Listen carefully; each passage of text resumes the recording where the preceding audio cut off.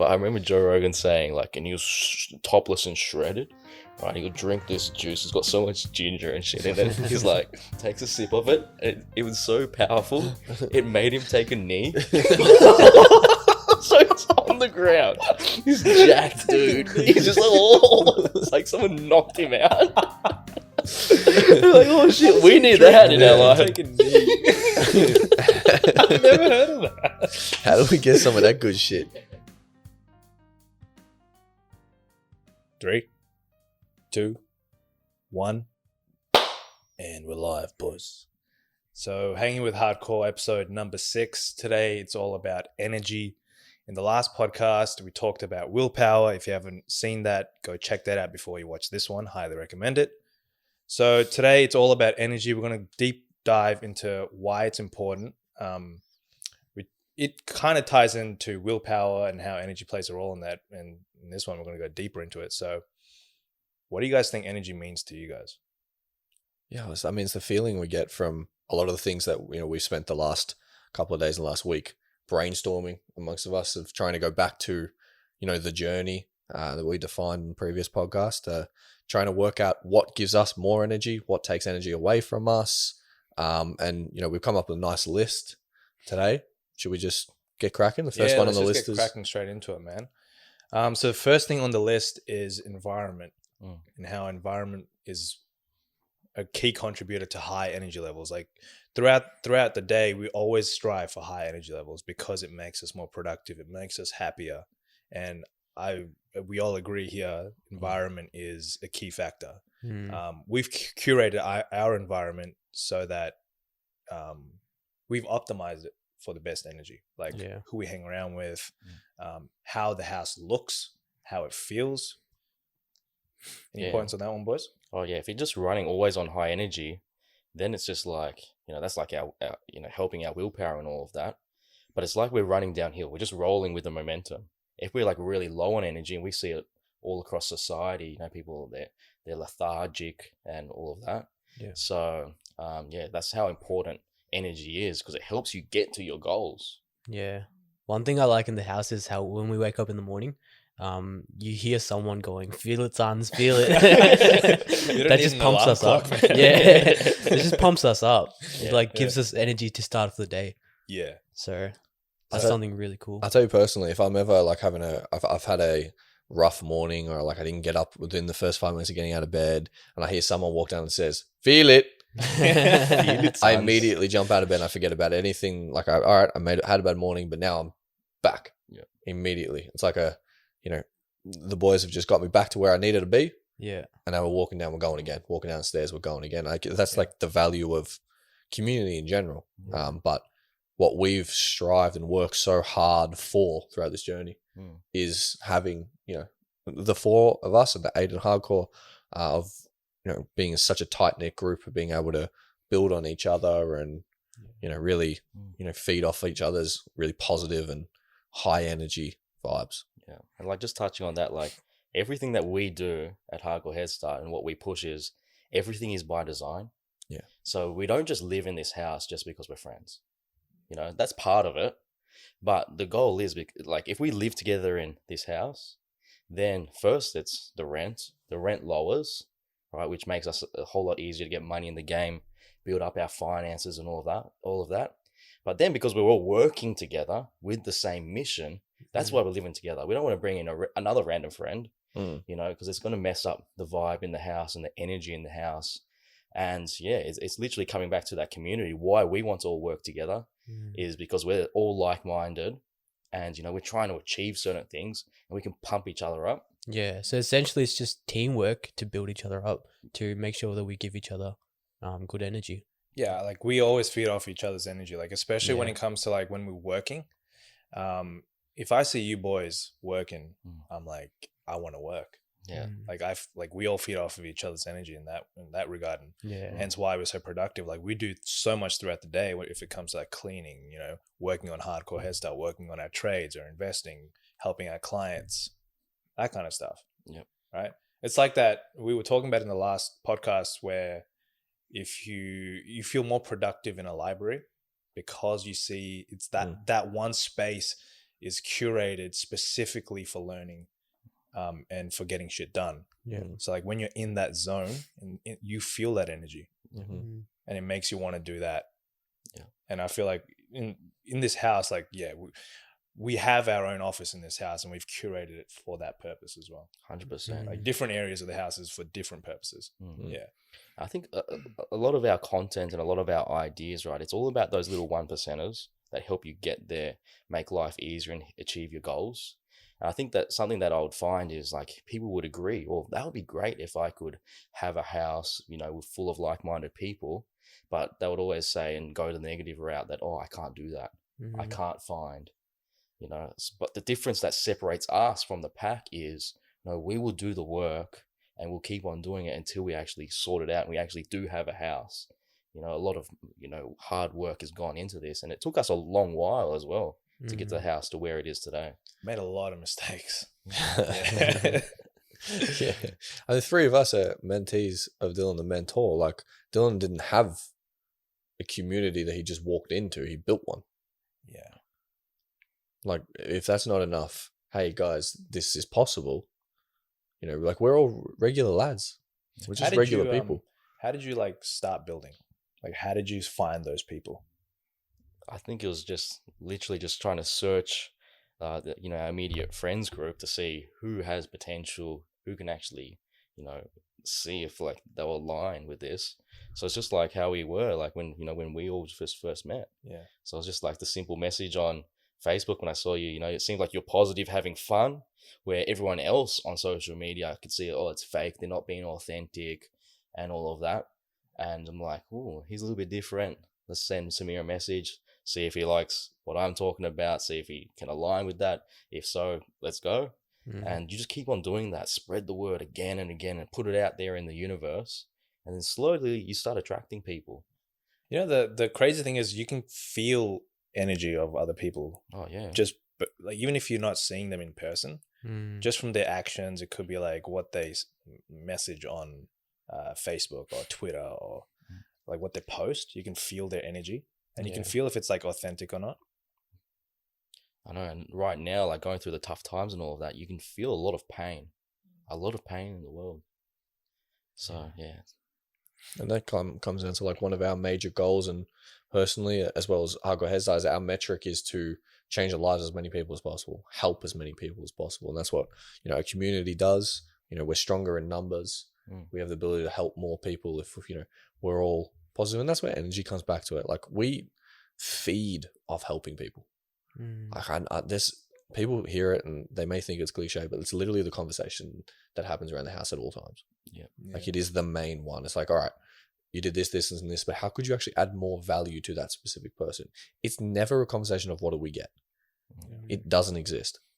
So yeah, what's some things that we do to provide value to everybody in the house here? Like, what's some things to each other? Yeah. Like, one that I guess we don't speak about as well, is might throw a bit off, is we're always there for each other as well. When it comes to anything that's going on in their personal life, like emotional or anything like that, like where I would like to pride all of ourselves on like the emotional intelligence to be there for each other. Yeah. Like, if they're going through something, to be able to really step up and not just be your bro, but to be like, you know, we're really, really close. One small thing we do is with the dates. Like, if someone can't do their dates for the day, like, so we all have allocated dates, and then if someone can't do their dates for the day, we come in and we do it for them. Yeah. So that's our detailed cleaning. Yeah. So like we have like a whole list. Like, we've got it here on the table, but we've probably got like 20 tasks to complete in the week. And some of them are literally per day. So like, we will vacuum the whole house every single morning. You know, because it's all about that environment. We want to show we have high standards in this environment, and we feel like energy actually sinks into and seeps into the like literal physical environment. So that's why, like, you know, if you go to a comedy store or something, you just feel a little bit happy and just want to smile, even if someone hasn't even said a joke yet. You know, if you go to a jail, it feels like so dark and depressing in that place. So we're trying to breathe that like there's high standards, and we are extraordinary, and that energy is seeping into our walls. The feeling of having a clean home is unparalleled. Like, I'm sure we'd all feel it here, and like for the other guys, it's like imagine like when you're especially younger. Remember like being 16, 17, not understanding the fact that cleaning your room is important. Like I'm not going to clean my room. It's my room. I'll be fine, etc., etc. Yeah. And now, like having a clean room, I understand the kind of the difference of like just my mindset in general, but how motivating it is and what a sense of accomplishment it is. Yeah, I think it's important to also talk about like what mistakes we've made of not keeping up this energy in our environment. And I think one of them was like the most recent one, and the most recent one, like big one, probably about 2 years ago when you went to Bali, and like I have to take full responsibility of that because, you know, I personally also wasn't at those standards. Like these last 2 years, I've leveled up a lot. But like when you went to Bali, I didn't water the plants. You know, like it's those little things that when you come back, you felt like, oh fuck, I came back from a paradise to something else. Yeah, the plants got a little murked, but like that's it's one of it's those mistakes of okay, we made that mistake, and then now we realize that oh shit, and you see a massive kind of like walking into dead plants, you can see the difference, and like just environment, and like that's not like good you've come from like this amazing, almost heavenly like place, back to like reality where, and then that affects your energy, which then affects G's energy, which then affects Dylan's energy, which affects my energy again. Yeah. So it's like I'm hurting myself by not doing what I should be doing. Here's where I know why it was important. Like the only reason I realized it was important is when Dylan went to, remember when Dylan went to Bali and Keysborough, when we were living in Keysborough? Yeah. So it was like my job to look after the plants then. I fucked up. Like I murked all the plants. I just didn't, you remember that? Yeah, they're all just shoes. I think it comes back down to like habits, man. Like over these last 2-3 years, we've really upped our game, like consciously, of getting consistent good habits over time of just cleaning the house, making sure our environment's good, because we know how important that energy is. We need that energy to do what we want, to what we have to do every single day. And as investors and traders, man, that's huge. If you slack off as a trader, you're done. Yeah. So we can't allow that to happen. So he was like, how much did we suck at doing the deets in the beginning? Oh, dude, like when I saw this, I'm like 25 different tasks. I'm like, I've never done this in my life because I come from an environment back at home where everything was done for me. Yeah. And the messed up thing is like, God bless my mom, because she would clean the house all the time. I didn't even feel bad that I was making her clean the house. Right? And poor mothers, like a lot of them, they don't want to show exactly how they're feeling on the inside. Yeah. They always want to put on a fake facade, and they're actually hurting inside. Yeah. So it's like, I didn't even realize that as an adult. And I was like, when I left home, I was 23 when I left home. I was a 23-year-old and I still didn't realize as an adult how that was impacting my mom. And I didn't take ownership of that. So when I came here and I saw this, I was a little overwhelmed. I'm like, am I going to be able to do this? Now it's fucking easy. I feel like as a mother, Dylan spoke about this before, but it must be a kind of shock to the system or a real scare when your child is about to move out and you know as a parent that they can barely look after themselves because they can't even clean their own shit because you're looking after all their stuff for them. So it must be like one of those like really scary moments where you understand that they can't really take care of their responsibilities. You're worried what's going to happen to them. And like, I mean, Sam, there's no stress now, so it's like you're savage. But that must be a really scary moment for mum and like a lot of kids out there, or 17, 18, 19, 21, 23, 24, literally like your age is not dependent. It's just whatever position you're in at the moment. It's like, are you letting your parents do all the work for you? Yeah. Like, are you actually self-aware enough to look at your position right now and understand where you're at? Because I mean, I was in the exact same position at home. Like all my parents did a lot of the cleaning and stuff around home. Yeah. So like on that note, like if you're still at home, like it's probably a good idea to see if you can help your parents in any way. Yeah. And do more work than your parents. Yeah. Give them the habit of always doing more. I remember coming to the house and coming to the house and seeing you guys do all the dates and shit. And this is the time I was living at home. I would go back home and I would feel like so energetic that I would try to help my parents. Yeah, that's good. I remember one time like there was like cracks in the wall and shit, like because the paint was old. So me and my dad, we painted the whole wall, the whole kitchen, the whole living room. So that felt really good after I did that. Yeah.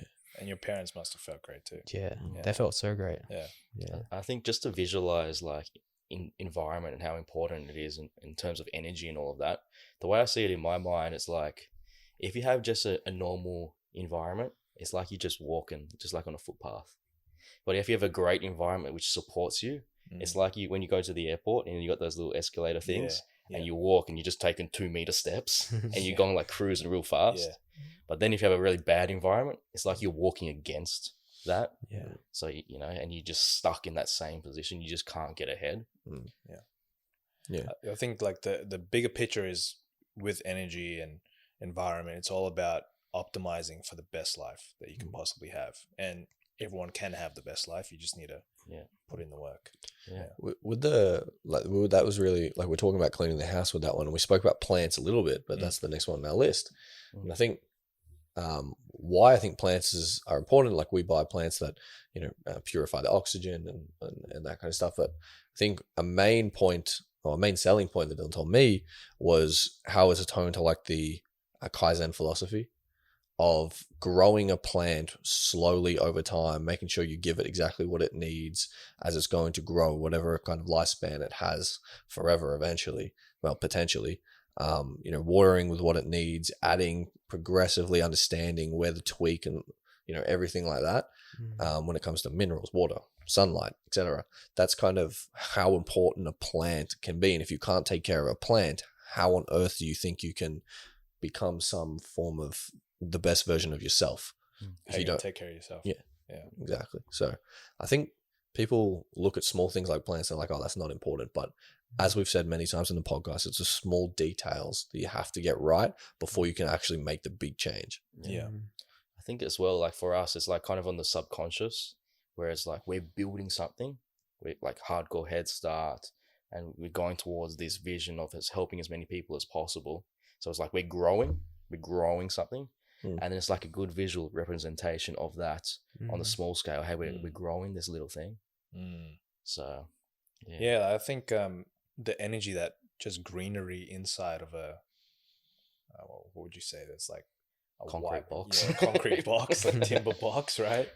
Just greenery inside just livens you up. You know, as humans, we've, you know, evolved to live among the bushes, live among the live among nature, right? And then it's changed, like bring it back recently, inside, right? It's changed. We've just had houses recently, and and I think maybe girls or females are more in tune with nature and stuff rather than men.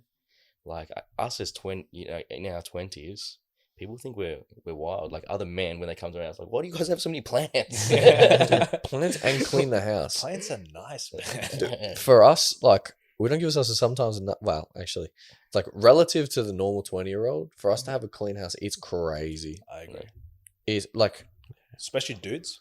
Like, especially dudes. Apparently, they're just dirty as hell. Yeah. Like now, we've had the benefit of having this in our lives for so long, but it's like, fire, this shit's easy. Like, this makes sense. This is like a stepping stone to doing anything good in your life.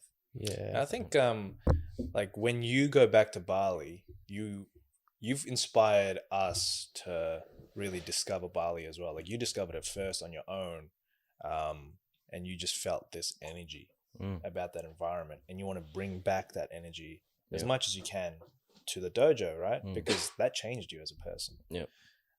And that's pretty much what we're doing with plants. Like, I went there to Bali and I just didn't want to leave because it was just such high energy. And, you know, we were talking about it on the last podcast when you were trying to like post something on Instagram and you were procrastinating for like 2 hours. So hard to do, right? Yeah. There, you would just do it in like 10 minutes because you're in that environment. You just feel like doing shit. Yeah. On that note though, with the plants, like how you were saying, like there will be problems with the plants and shit. I recently been having a lot of flies with the plants. Oh man, I got a solution for that. Tennis racket.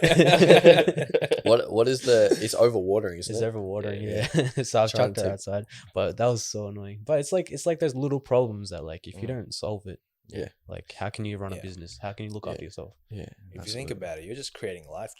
Yeah. You want to see creating life? You should see my big one upstairs. Have you boys seen the mushrooms? You got mushrooms in your room? Boys, huh? You got mushrooms? Dude, growing? I got magic mushrooms in my plants. Alright, man. It's sick. Yeah, it's interesting. It's like actual magic mushrooms, right? No. What? I see I'm there. They're little ripper yellowies, but I'm getting rid of them at the moment. But Yeah, it's like anyway, fungus. That's Yeah, cool, man. huh? Is it like fungus? Yeah, mushrooms are a fungi. Fungi. Yeah, but something that I've noticed about in terms of like providing value to us is like what I've noticed with G. He will always like make a little Godzilla every single day, like give us something. Like you're always providing something. Mm-hmm. I feel like if we're living together in the same house, you always want to add more value, rather than the person that takes more than they receive. Yeah. Because then you always, you feel like passive aggressive towards that person. Yeah. You don't want to be like that person that's always taking. So I think like something like what not to do is, like think as small as like literally if you come home from work and you're living with roommates or at home with the family, if you come home like all like with your shoulders all slouched over, and your body language all looks like it sucks, and you're sighing, and you're like, oh, it was a tough day at work, and it's too hard, and I hate my job and all of that. You're just spreading negativity to everybody around you. When you walk in, you got to do the opposite of that. Shoulders back, head up high, like Jordan Peterson says, and provide value. Man, it was a tough day, but I'm one step closer to achieving my goals. Yeah. People do that in work. Like they'll come to work and be like, oh, it's the worst, man. Yeah, and then it just ruins your energy for the whole day. A little example I had was like, even at work, but at home as well. When I go back to home after work or something, and I had a bad day, I'll go home in like a bad mood. I'll kind of be like, a bit angry and all that. Yeah. And my poor parents, like, they'll cop a bit of like anger here and there. And I will like think it's their fault. I'll be like, oh, why are you like, annoying me? But like once I made the switch, I realized it was my fault. Oh yeah. It was how I set the environment. Yeah. Like I walked in like all angry, and I walked in all like sad and shit. I feel like you are a mirror, right? So you just like people will bounce off of you, right? Like if you're putting out good energy, you get good energy back. Yeah. Yeah. So instead, if I had walked in like well, now when I go home, like to visit my parents, I walk in all happy. I'm like, Mom and Dad, how are you? With a big smile on my face. They provide me the same energy. Yeah.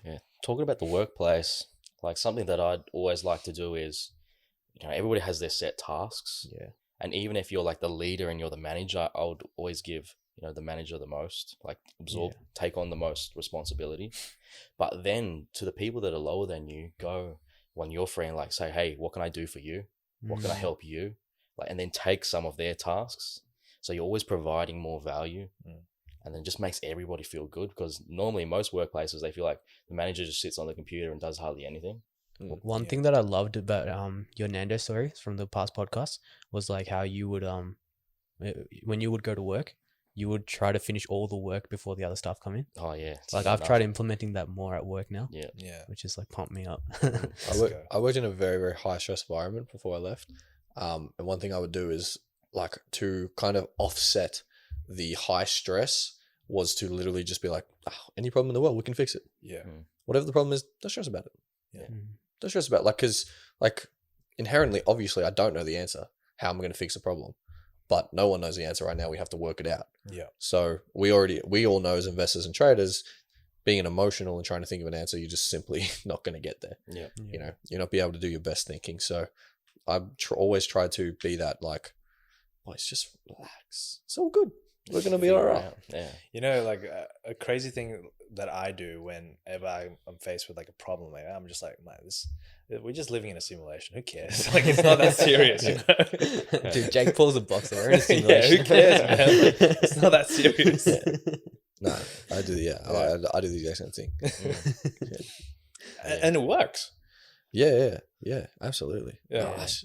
People, and we're gonna get into it later, but perspective. But people have obviously their own ideas of like what the worst thing ever to happen to them is. And it's just not that bad. A similar thing I do, this is a lot more darker, but like I just recognize that I'm gonna die. And then, wow. Yeah, dark turn.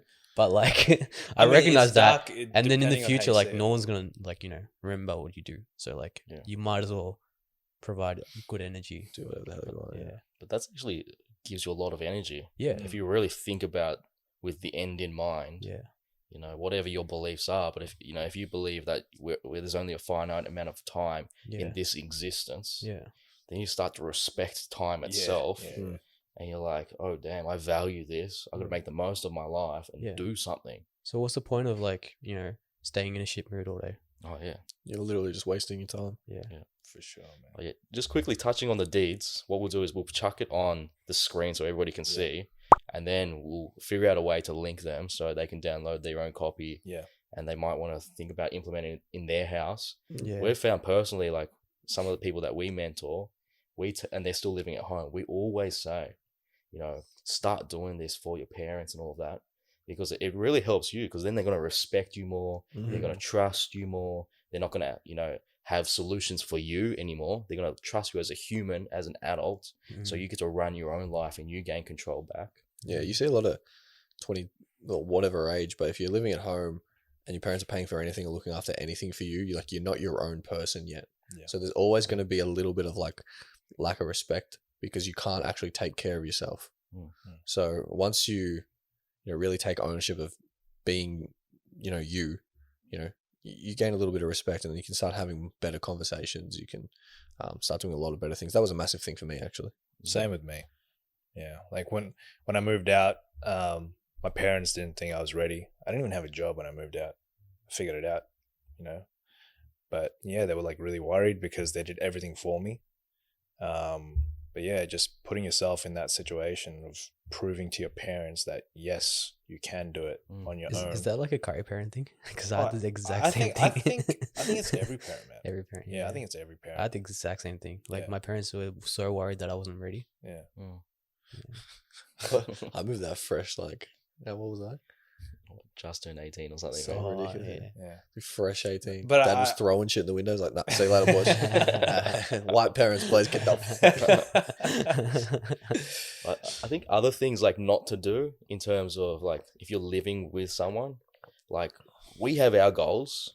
If we're doing anything that's, stopping that, like say if we just jumped on, I don't know, and like got the beers out at 10 a.m. in the morning. It sounds crazy, but like my first house when I moved out of home, I didn't have this community. I had to live at a frat house. Yes. No joke, right? That's the only thing I could afford. There were beers out at 10 a.m. every day. And, I didn't drink or anything, but it's just like, how can I be successful when you're surrounded by all these different type of boys, There's a saying, I'm not sure if you heard this one, but it's 5 o'clock somewhere.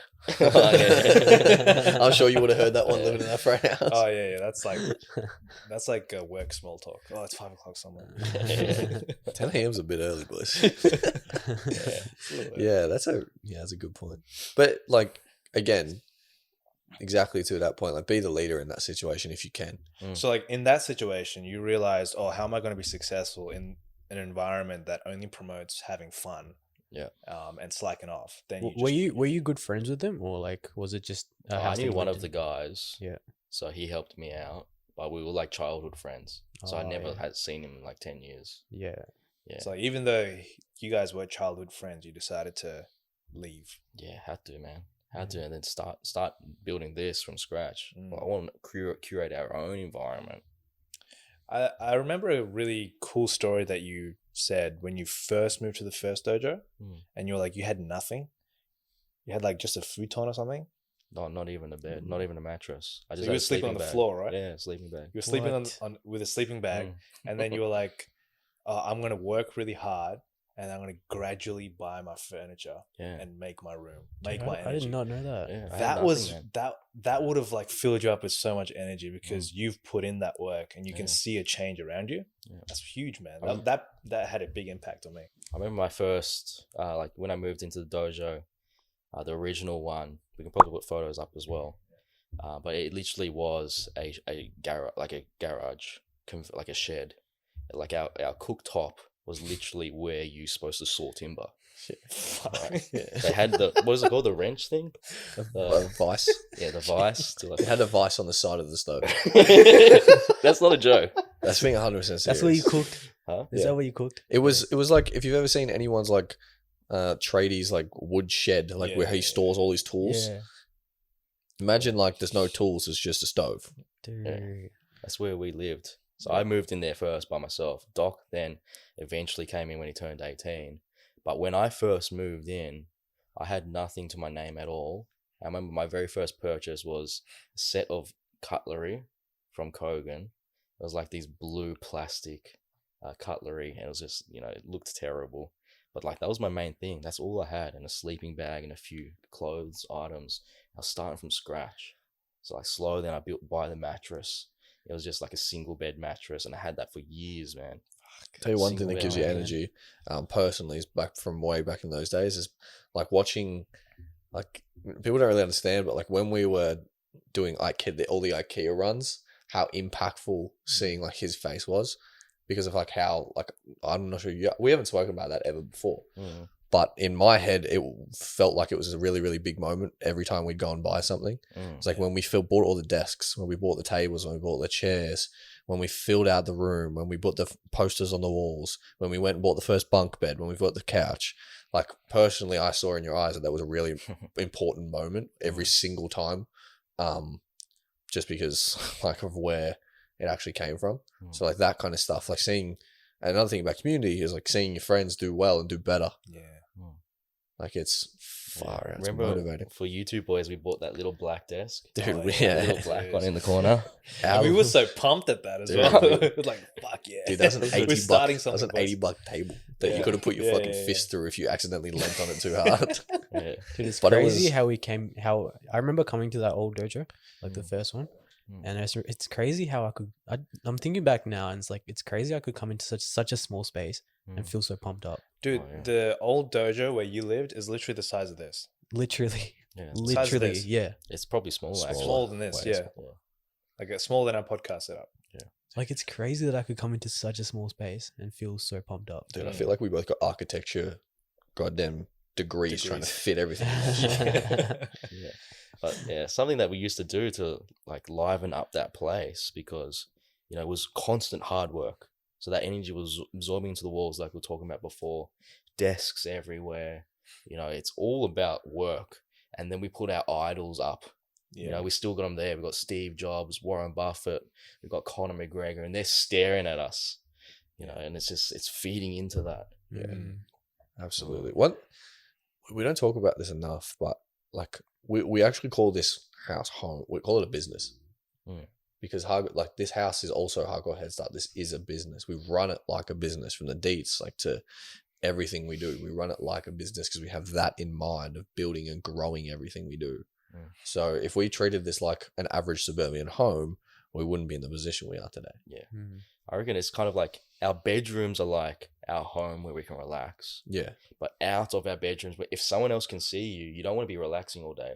Like imagine someone's just flipping up here, just putting the TV on and, and just relaxing. Yeah. That's adding no value to us. Yeah. That's tempting us to relax. It's making it okay to relax in a working environment. Yeah. And then that ties into the other podcast. Now we have to use willpower to avoid doing that. Yeah.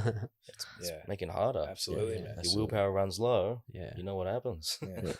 And I think one of the like physical things that gave me energy from the last one, and we talked about it before, was the Godzillas.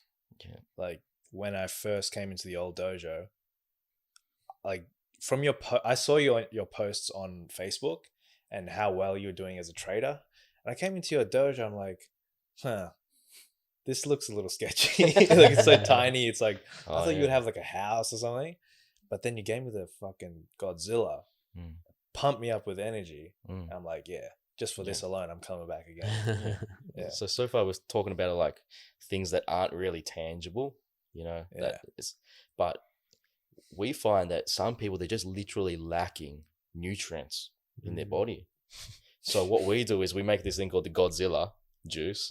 Kind of looks like if you literally got Godzilla and blended him in a blender. I'm glad you went with that analogy. Well, yeah, that's how it came about. That's our trademark name. No one else has Godzilla juice. Yeah. All right. Because, the way we got it was actually from Joe Rogan. No. We made it up. It's ours, man. No, have you seen TM. Joe Rogan's one? No. He calls it the Hulk jizz. It's Hulk like jizz. it's a green, like thick, Yeah. like all vegetables and ginger and Wait, did you garlic. say Hulk- Hulk juice? Hulk jizz. Hulk jizz. Jizz. I thought it was from. I've seen a similar thing as well. I thought actually, fuck, I didn't know it was Joe Rogan. I thought it was from Kimbo Slice. You guys remember his shake? You guys remember that? Oh, dude, it was like a similar thing. Yeah. It's just insane. But I remember Joe Rogan saying, like, and he was topless and shredded, right? He would drink this juice. It's got so much ginger and shit in it. He's like, takes a sip of it. And it was so powerful, it made him take a knee. So he's on the ground. He's jacked, dude. He's just like, oh, it's like someone knocked him out. Like, oh shit, we need that in our life. Take a knee. I've never heard of that. How do we get some of that good shit? But it makes a difference. So our mindset is, you know, as long as we get this Godzilla in, it's like that should cover most of our micronutrients and minerals and all of that. So we actually have, you know, what it takes in our body to be high energy, you know, physically speaking. Should we explain what's in the Godzilla? Yeah. So it's like, so we got berries, orange juice, maybe sometimes coconut. What are you guys Everyone's laughing because whenever G does it, it sucks. Well, Your ratios are so Dude, off. we're laughing at G because honestly, G, your recipe's fucked, man. Dude, the one you made this morning, It was so bad. I honestly, like, mine is still up on the bench. I have not drank it. I have to go make myself a new Godzilla because whatever you did to that shit. G, no offense, man, but you know, like when you receive a gift on Christmas from your parents and you just don't even hate it, you don't even like it. Yeah. Like, Dude. I can see you trying to provide value and all of that. I'm just like, mate, what's this? Have you seen that kid meme? It's like they get a fucking little present, it's an avocado, and the kid goes, "It's an avocado," and he's just like, "Fuck, I do with this shit." But, go ahead, G. What are the ingredients? Man? So whatever G says, is tweak your own recipe a little bit. It's just, but essentially, it's orange juice, coconut water, mixed berries, and then that's kind of the main. And then you decide. Put in some mango in there. Yeah, It's and then best with like frozen mango and frozen banana. I think because I put a put, like, fresh an actual banana. Yeah. non-frozen We started off with just those three things. I'm pretty sure, just berries, juice, coconut water, and then over time we've added mango, banana, Kiwi fruit. kiwi fruit, pineapple, watermelon, just everything. Yeah. But yeah, it actually tastes good. Yeah. Yeah. Oh yeah, for It sure. tastes real good. And you don't even need to put sugar in it. It's just like, it's just sweet. Yeah. So like Goodness. the good thing as well is like we have a Godzilla like pretty much Every day. unless everyone's in a meeting, like we have it together Yeah. as well. Like we're all at the kitchen bench, we have a Godzilla. So like make yourself a Godzilla. We usually have it after a run, like in the morning, in between like 9 to 12. So have a Godzilla. You have a Godzilla with us as well. Should at the we same time. recommend a Godzilla break? Maybe pause the video and then make a Godzilla and then come back and watch the rest. Good Pause point. You know, it sounds silly, but I reckon if people at home and they're living at home with their parents, if they actually made a Godzilla every day for the whole family, Yeah. they will notice a major improvement. Yeah. People will be more positive. People's energy will be higher Mhm. and all that. There's gonna be And less it's definitely fights. definitely not like a short term improvement, but like it's like a medium term. Yeah, Like sure. And it ties in really well. Like Godzilla tastes the best after you've just done exercise, or like after you've done like strenuous physical activity. Like we would all go on like these like long ass jogs, and then we'd come home really exhausted and tired, and then we have the Godzilla. And we're like, "Fuck, boys, let's go, boys! That's like let's go, boys!" That's our replenisher, right? So we have that, and then like we have a We're just, Godzilla like, every back day. to our baseline levels. yeah, it's like a Immediately. Popeye with the spinach. We're just it's us with the Godzilla. Yeah. So that leads into the next one. That's exercise, right? Exercise, man. Like that's another thing that gives you high energy. For me, it's definitely like lifting heavy weights. Like it sounds like, oh, wouldn't that make you tired? Nah, that shit wakes me up, man. Like when you're on the verge of death, of lifting heavy shit. Yeah. Oh, dude, that shit wakes you up, man. Yeah, she gives me more confidence, belief in myself. Yeah. It's like expanding that willpower battery of what we're speaking. That gives me more energy, gives me more, far out. You really are the person you're trying to become. Yeah. And that gives me energy. Yeah. So like exercise for me has actually been something I'd say recently. Like always naturally like playing sports or doing something. But for the last couple of years, I've been kind of like do a little bit here and then just relying on natural talent, and natural athleticism and ridiculous metabolism. So for the last probably couple of months, it's something I've actually had to work at. So yeah, it's been enjoyable. I felt hella like fun. I've been lifting weights for almost since I was 17. No, almost 10 years now, right? I'm not gonna do Give us it. a little one. I'm not doing Come it. on, the audience I'm not wants doing one. this They, they do. shit. Oh, Let's go, boys. Let's go. And like probably for like the first 4 years of lifting, I just wasn't doing it. I wasn't present in the moment. And I feel like being present in the moment, knowing that, oh yeah, I'm about to lift this really heavy ass thing and it's going to send blood pumping through my muscles and it's going to give me this good feeling. Now that I do that consciously, it gives me even more energy. I don't feel tired after because like I did it.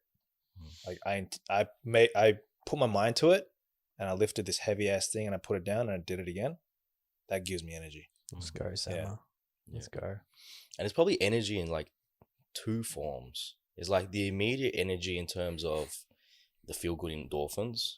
You know, so when you're getting that blood flowing and all of that, if you're running or working out in the gym, whatever it is, you're getting that immediate energy. But then it's the other energy, which is the confidence energy. Like you see yourself in a different light. You see yourself as strong. Yeah. You see yourself as more powerful. You see yourself progressing. And that's like similar to the plants. We're seeing them grow. You're seeing yourself grow physically. Yeah. That's absolutely right. Yeah. Anything else on that one? That's pretty much it for the exercise. Yeah, just heavy weights and running long distances, cycling with you. Well, cycling with you boys is fun. Yeah. Like that pumps me up a lot. Yeah. And you recently got like a new bike. Oh yeah, we got the new bike. Yeah, and like that's giving you so much energy. You're like, boys, let's fucking go for a ride, boys. I can see it. You're itching to go for a ride. I want to actually go right now. Look at all these boys' quads, right? These two just got the most juiced up bikes. Yesterday, right? I don't know how we're going to keep up with you. Yesterday's just riding, zoom, just literally disappearing into the distance. Me and G are like, so Dylan got a small bike. And I I rode his bike, and I look so out of place. Have you seen those bears that ride this? Yeah, I was gonna say the exact same thing. It's exactly what you look like. Dude, you don't look like a cyclist, man. Because you're got a V spread like that. The lats are spreading out, man. Who does a lat spread on a bicycle? Dude, I'm out here with my Kmart bike trying to race you guys. But like being outside, obviously we get that good old vitamin D. Yeah, man. There's something about having the sun. Like this morning, I think today it's gonna rain, but this morning the sun was beautiful. Yeah, I opened the garage and I was working out. Like when I work out with the garage doors down, it feels dark. I feel weak. I feel not motivated. When the door's up, everyone I don't care who's looking at me while I'm working out. Yeah, you feel like doing more. Dude, I feel like doing more, man.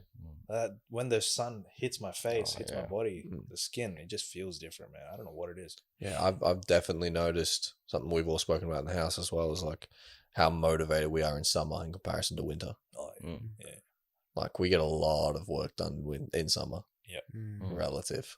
Yeah. So I mean, a lot of rich people never deal with winter. Yeah, they're always traveling, right? You know, and I think that's some of our plans.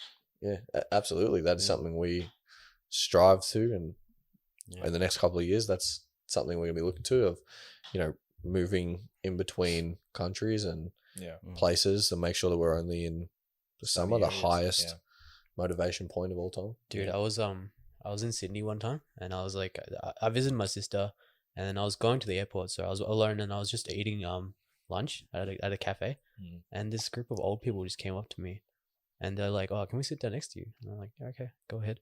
And they sat down next to me. Man, these people were like 80, 90 years old, and they were like the happiest people ever. They were so happy. I was like, "What's going on? Like, why are you guys so happy?" And now one of the old guys was like, "Oh, I just moved, traveled to the places where there's like all the sun and like there's all this like, you know, amazing weather. Like he just came back from Spain and shit." Ooh. He was like 85 and he was like chilling, and he was like fucking looked healthy. Yeah. I was like, man, I want to be like that when I'm 85. That's good shit, man. That's the thing. Yeah.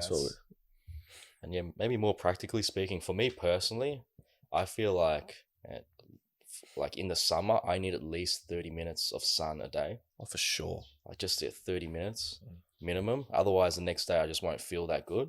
I'll feel low energy. And then in the winter, I reckon I need at least a whole entire hour outside in the sun. Yeah. Remember we were Keys where we used to go to the beach? Oh, yeah. Man, for a lot of people that would look like relatively like a waste of time. There's so much like motivation I got from that. Yeah. Just being with the boys, community, and then in the sun, like kicking the ball, like it was. I think being in the sun and then also being in the water, like beach, that. Oh yeah. Or like being at the edge of a cliff and you can see the water in the beach. And, yeah. Do you boys have any tips for if it's like a dark and gloomy day there? If it's dark Still get some exercise. Go for a run in the rain. I mean, it's hard to stay. It's hard to stay high energy, but yeah, I reckon put on your top 5 heroes, man. Yeah, listen to those guys. That will give you energy. Yeah, I think one thing, like go for a bike ride or run in the rain. Yeah, like that shit. That'll pump you. You want to talk about that? You just did your first one recently, right? Yeah. After the Johnny Boy podcast. Yeah. We were both so motivated, and we saw the rain like pouring down, and we're like, "Fuck it, let's go for a 4K run." Yeah. G hasn't done the pouring down, looking at the rain, and going, "I want to go for a run." Yeah, because I used to see the rain. First time feeling that, and I was like, "Let's go." But I remember even when we did the bike as well. Actually, like we used to like. There was so many days that it was raining, and we were like, let's keep going. When everyone is inside staying warm and cozy, we were out there riding our bikes, and it's just a huge psychological boost. Dude, and we'll come back with like mud on our backs. Yeah. That's the best shit. That's another thing. That's the best shit. Yeah, just get like, if it's doomy, let the blood flowing, right? Yeah. I mean, there's like, if you're in an area where there's like not enough sun, don't complain, man. Like, I know it's gonna be way harder to feel high energy because you're always around a gloomy environment. Yeah. But make the most out of it. Yeah. Move. Yeah, I mean, like, work hard, start to move, like work on moving. Yeah. I think with all of these as well, is if you really are in tune with your body and who you are, and you have that strong self-awareness. So, most of the time when people are talking about self-awareness, it's always like Gary Vee, like, hey, what are you good at? Are you self-aware to be a basketball player or whatever? We have the joke that, mate, you're 4 foot. 3 foot. Yeah, 3 foot or whatever it is. So they're always talking about self-awareness in that light, but it's also self-awareness in terms of like, hey, maybe I need some more oxygen and get outside and just feel that fresh air. Hey, maybe I need to get some Godzilla in. Having that self-awareness, and slowly over time you can feel it. What am I missing? Am I missing sun? And then, just constantly adapt. Yeah, that's a good point. Just to really comprehend, it's relative to you yourself. Like, the boys here may need less sun or more sun than I do. So it's like, if Dylan needs half an hour in the summer, I may need an hour. Right? These boys here, they may need an hour and a half. Bro. Me and you. We need heaps. We need to go to Bali ASAP. We need to live under a sun. Yeah. Next one's relaxing, boys. Oh, my. Relaxing. See, there's two things to that, right? Because if you relax, then you give permission to fuck off and just do whatever you want, right? Yeah. But then relaxing is also there when you've worked hard and you need to relax in order to recharge. Yeah. Again, we were talking about willpower, right? How it's a battery and you deplete your battery over the course of a day. But then you need relaxation, things like sleep, and then going back to your zone to center yourself to recharge your battery. Maybe it's not relaxing, it's restoration. Yeah, it's a better word. It's a better restoration. So like what kind of things, like physical things, can people do to restore themselves? I have a weird one. I don't know if it's not weird, but I know it works for me now.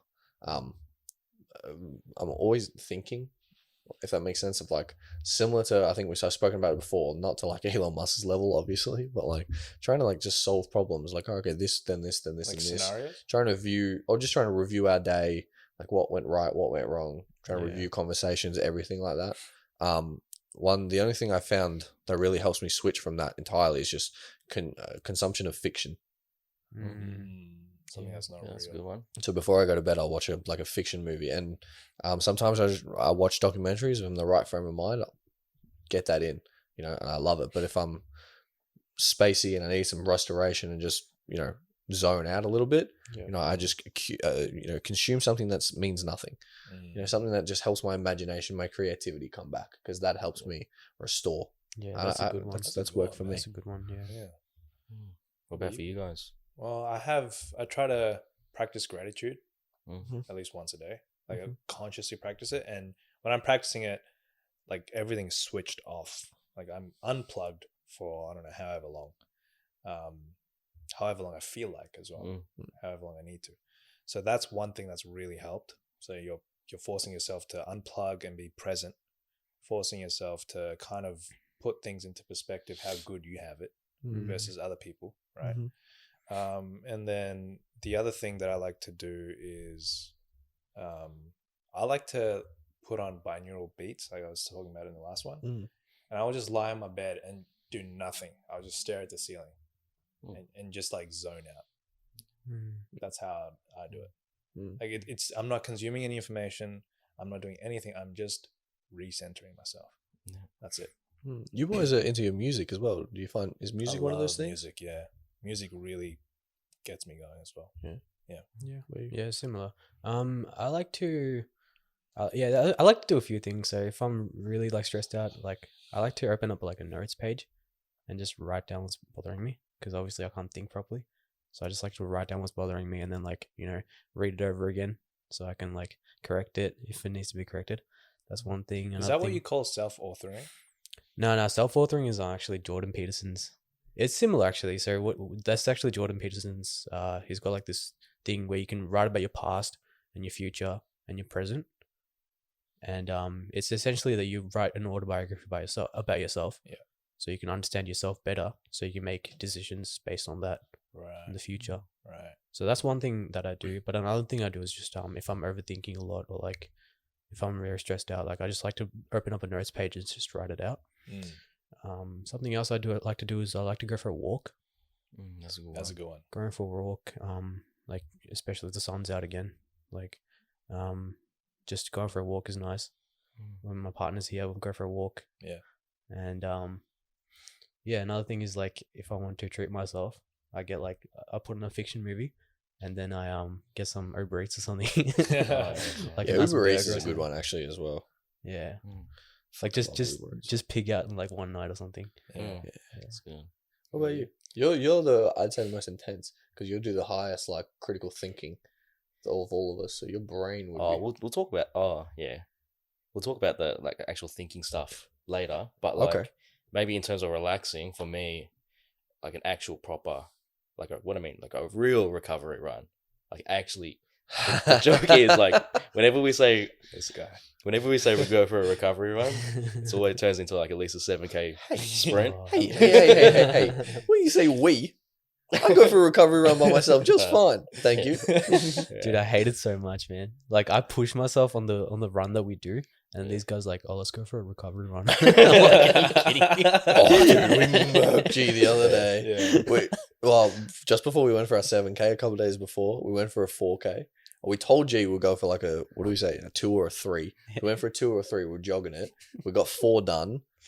And we're like, hey, G, let's go for a recovery run. Yeah, we did another. I was dead by then. Yeah, he was dying. We did another one. We did another 2, 3K. Pushed to his limits every time. It's good though. Dude, it's good because I feel really good after. Like I know I feel good after, but like I just hate the process.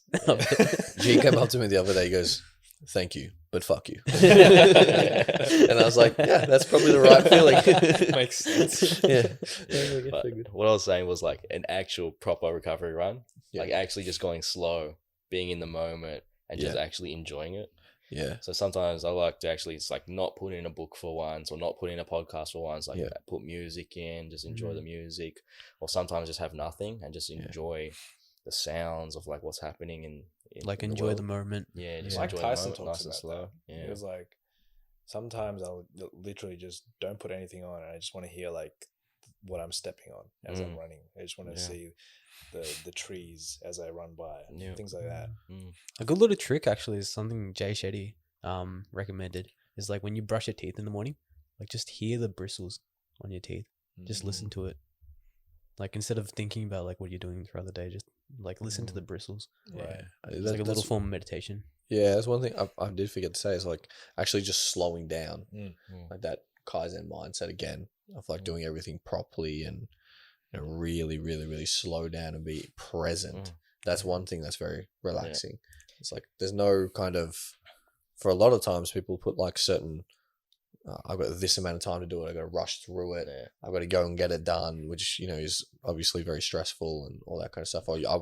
So, just taking all the, I can't remember what the word is there, but kind of, it's not bias, but it's like taking all the, I have to get it right away from it, whatever the fuck that word is there, and just doing it. I just had a funny memory just then because I was looking because I thought you were laughing at me. No, I wasn't laughing at you. Sorry, just getting roasted. So there's the thing there, helping others. So like when you're helping more people, you feel good about it. So there's that saying that if you're feeling down, go and do something for someone else, and you actually feel good in return.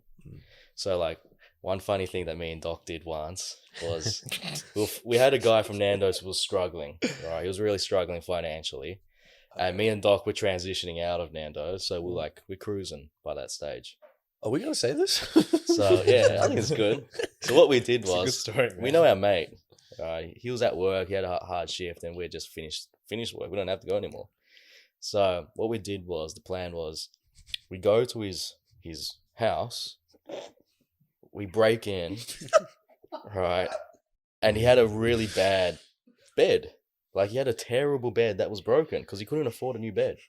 So we bought him a whole brand new bed, a nice, beautiful queen size. Me and Doc built it for him. We built it, and a brand new thing, removed the old one for him, and then we locked it, and then we left, and we surprised him. And well, the funny thing was, he doesn't know.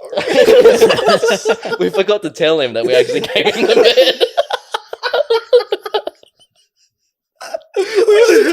We still haven't said anything. We just broke into his house. I don't think he said anything, so we don't even know if it was his bed. Was it the right house? But that's the kind of things that we do. We don't want to take... just gave someone a free bed. Imagine. Boys, I put the single there on purpose. Yeah. No, like, he was talking that he needed a new bed, and then the next day you got one. And he was asking me, man, just give me a new bed, man. I was talking about it.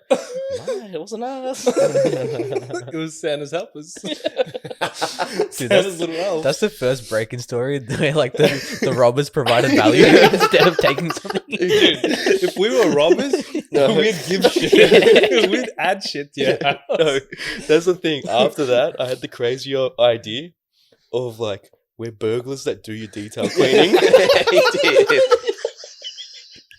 Me and Doc, we're about to go once a week, break into a house and clean it. We nearly did this shit. We got problems. I promise you. I said at the very start, on the very first episode, I said, you're going to find out that he does some crazy shit. This is what I'm saying. Sometimes he brings up an idea. It takes me 30 seconds to just comprehend what the fuck he just said. So we have so many issues. He gets out the whiteboard, draws up this idea. I just look at him like, so you're telling me we're going to do something illegal to clean a house? All right, boys, here we go. Oh, far out, boys. Yeah, and that's how we got arrested. So imagine they call the cops on you, and you're like, "Oh, we've given him bed." Dude, I don't know what dude. We literally broke into his window while there's people at home. Yeah. Like, we could have just knocked on the door. It was hard. Knocked on the door. Dude, he was in a share house. A massive fucking house. We literally could not get in the house. We had to scale the wall. Yeah, we didn't want anyone to know there. Dude, we had to scale the wall, break in the window, pass a bed through a fucking window. Dude, pass tools through a window, both climb through a window, make a bed without making noise, climb out a window, fix a fucking window, and then leave and not get caught. Oh my god, that's hilarious. I don't want to say that Mission Impossible's a bitch. So yeah, that's the extent we go to helping others. Yeah. That's the best story. Right, boys. Passions and hobbies, boys. That's the next thing. That'll breaking into people's homes. No, the other thing I used to do, just a quick one. I used to put my Nando's uniform on. Yeah. I'll just go into a random Nando's and just start working. Like, are you roasting? Yeah, of course. I'm just doing the deets and cooking chickens. Are you roasting? You did a Springvale, right? Yeah. Did a Springvale all the I used to time. work at Springvale. I wasn't even on the roster. You used to just walk down and pop up. How are we, boys? Everyone knew who he was because he's like superstar in hands. Because they all knew. Not at the Nando's store, but a few people did. A few of them, dude, like the that's managers, though. hilarious, So it's man. like not a random fucking human being. But it's like he literally just pops up, so everyone else has never seen him before. Oh, He yeah. just starts cleaning and shit, taking orders. Oh my god, man. Dude, that's the funniest. But imagine being that employee at like Nando's. You've never seen this guy before. He's got Nando's uniform, just absolutely tears. Like, the highest standard. Like, Is who just, is this guy? Yeah, he just comes in and goes, "Oh, I'll take care of the chicken." Who the hell does that? I'm like, oh, it's my first day at work. I might need a little bit of help on this one. Is it alright if you help me out? Give me some guidance. Imagine the manager at that store walks in and he's like, "This kid's special. He's got something. This kid's special." You can have my job one day. Oh my god. That is really fucking Sorry, funny. that was a big ass tangent, dude. Dude, people are gonna cry laughter at that. Anyway. Passions and hobbies, boys. I think that's kind of obvious, right? Like, to us, we don't feel like our energy is ever drained because what we are doing is our passion, which is like we all have this innate tendency to want to help other people, and we can see it in what we do, right? So every single day, like, yeah, we do wake up at like 4 or 5 a.m. to check on our trades and then start our day at 4 or 5 a.m. and then work till like 9, 10 p.m., right? But that shit doesn't drain our energy because that's what we're passionate about. Like, when I was working in my 9 to 5, I always felt like I was drained of energy because that's not what I wanted to do. And I feel like if you can design your life around your passion, you'll always have energy. Well, that's like one of the entire points of hardcore hairstyle is to just do what you want to do more. So find what you love doing and, you know, work so hard that you can give yourself more time to do what you love doing. Yeah. Right. So, you know, that it has to give you energy. I think we have to be careful in terms of like saying passion for your job, because, you know, like what Jeff Bezos says is if you can have at least 50% of your job that you like, you know, 50% of your workload, if you're working 40 hours a week and you can enjoy 20 of it, you're actually in the top 1% in the whole world. Yeah. So for some people, it's not realistic that they can just flip and then have their whole, you know, income based on a passion. I think it's like a slow thing that we build up over time. Yeah. Like there's stuff that we don't like about hardcore Headstart, say, some boring aspects. So even trading, I hate doing tax time. Oh yeah, taxes. You know, I don't like everything about trading, and I never will.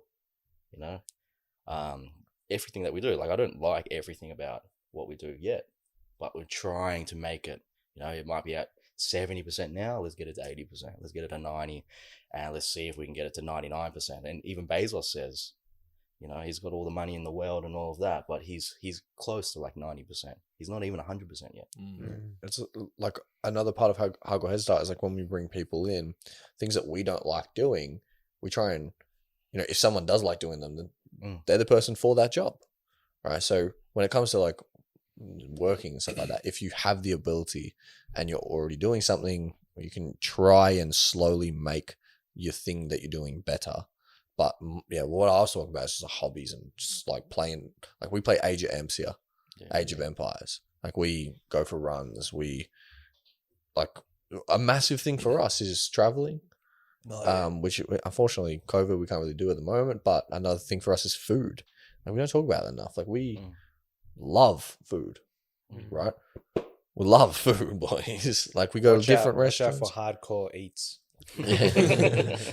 So going to like different restaurants, to me, like an ideal lifestyle is going to traveling around the world and trying different restaurants and different locations and that kind of stuff. Yeah. And if you can emulate that in your certain life, that's very, gives me a lot of energy. Yeah. A lot of energy. Absolutely. And generally, like, would you say like people's passions are something creative, like whether it's like music or art, or like working on something creative? I'd say majority of people, yeah. But then I think there is some sort of study where they've surveyed people that actually have jobs, and like 20% of those people actually enjoy what they do for work. So that's their passion. So there's like a small subset of lucky ass people that, they can just work a regular job and they love it. Yeah. I've found like a passion hobby, which is absurd. It's kind of really macro. It's just like experiencing different things, trying different things. Yeah. Like for me, maybe loop that into traveling or something, but experiencing different things all the time is something that I find that gives me a lot of energy. Yeah. Hell energy. It's sick. Yeah, I think with all of that as well, like talking about the relaxing and the passions and the hobbies and all of that, you really need to have that self-awareness again to like, and be honest to yourself. Like, is this really helping me get to my goal? And like, be honest with your goal. Yeah. Like, what is your goal? How fast do you want to get to that goal? Right. How long? Because if you're saying, hey, I want to get to this goal real quick and it's a real hard goal, but then all the time you're saying, hey, I'm relaxing and I'm just enjoying my passions because it's recharged me, my battery and all of that so I can get to my goal quicker. Is that truthful? It could be, but you really need to be honest to yourself. Good and example. Also, like what type of person you want to be. Yeah. Right. If it's not, if your actions don't, put you on that path, then something's wrong. Yeah. Thanks. Yeah. People don't think about that enough, do they? I was going to say something very, very similar. It was like, what are you optimizing for? Yeah. Like if you're optimizing for life or experience, then maybe you have more time to kind of relax and restore. But if you're optimizing for like greatest results, like, and a type that we talk about is like Bezos, he would do less restoration, or maybe Elon Musk is a better example because we know he does a lot less restoration. He doesn't relax all that much. The man goes hard as hell. So if you want to be Elon Musk and you think you actually have the capabilities to be Elon Musk, being realistic about it and self-aware, sure, go for it. But if you're probably the majority, in my opinion, as well, you want actually just a better life overall. Yeah, there's nothing wrong with relaxing.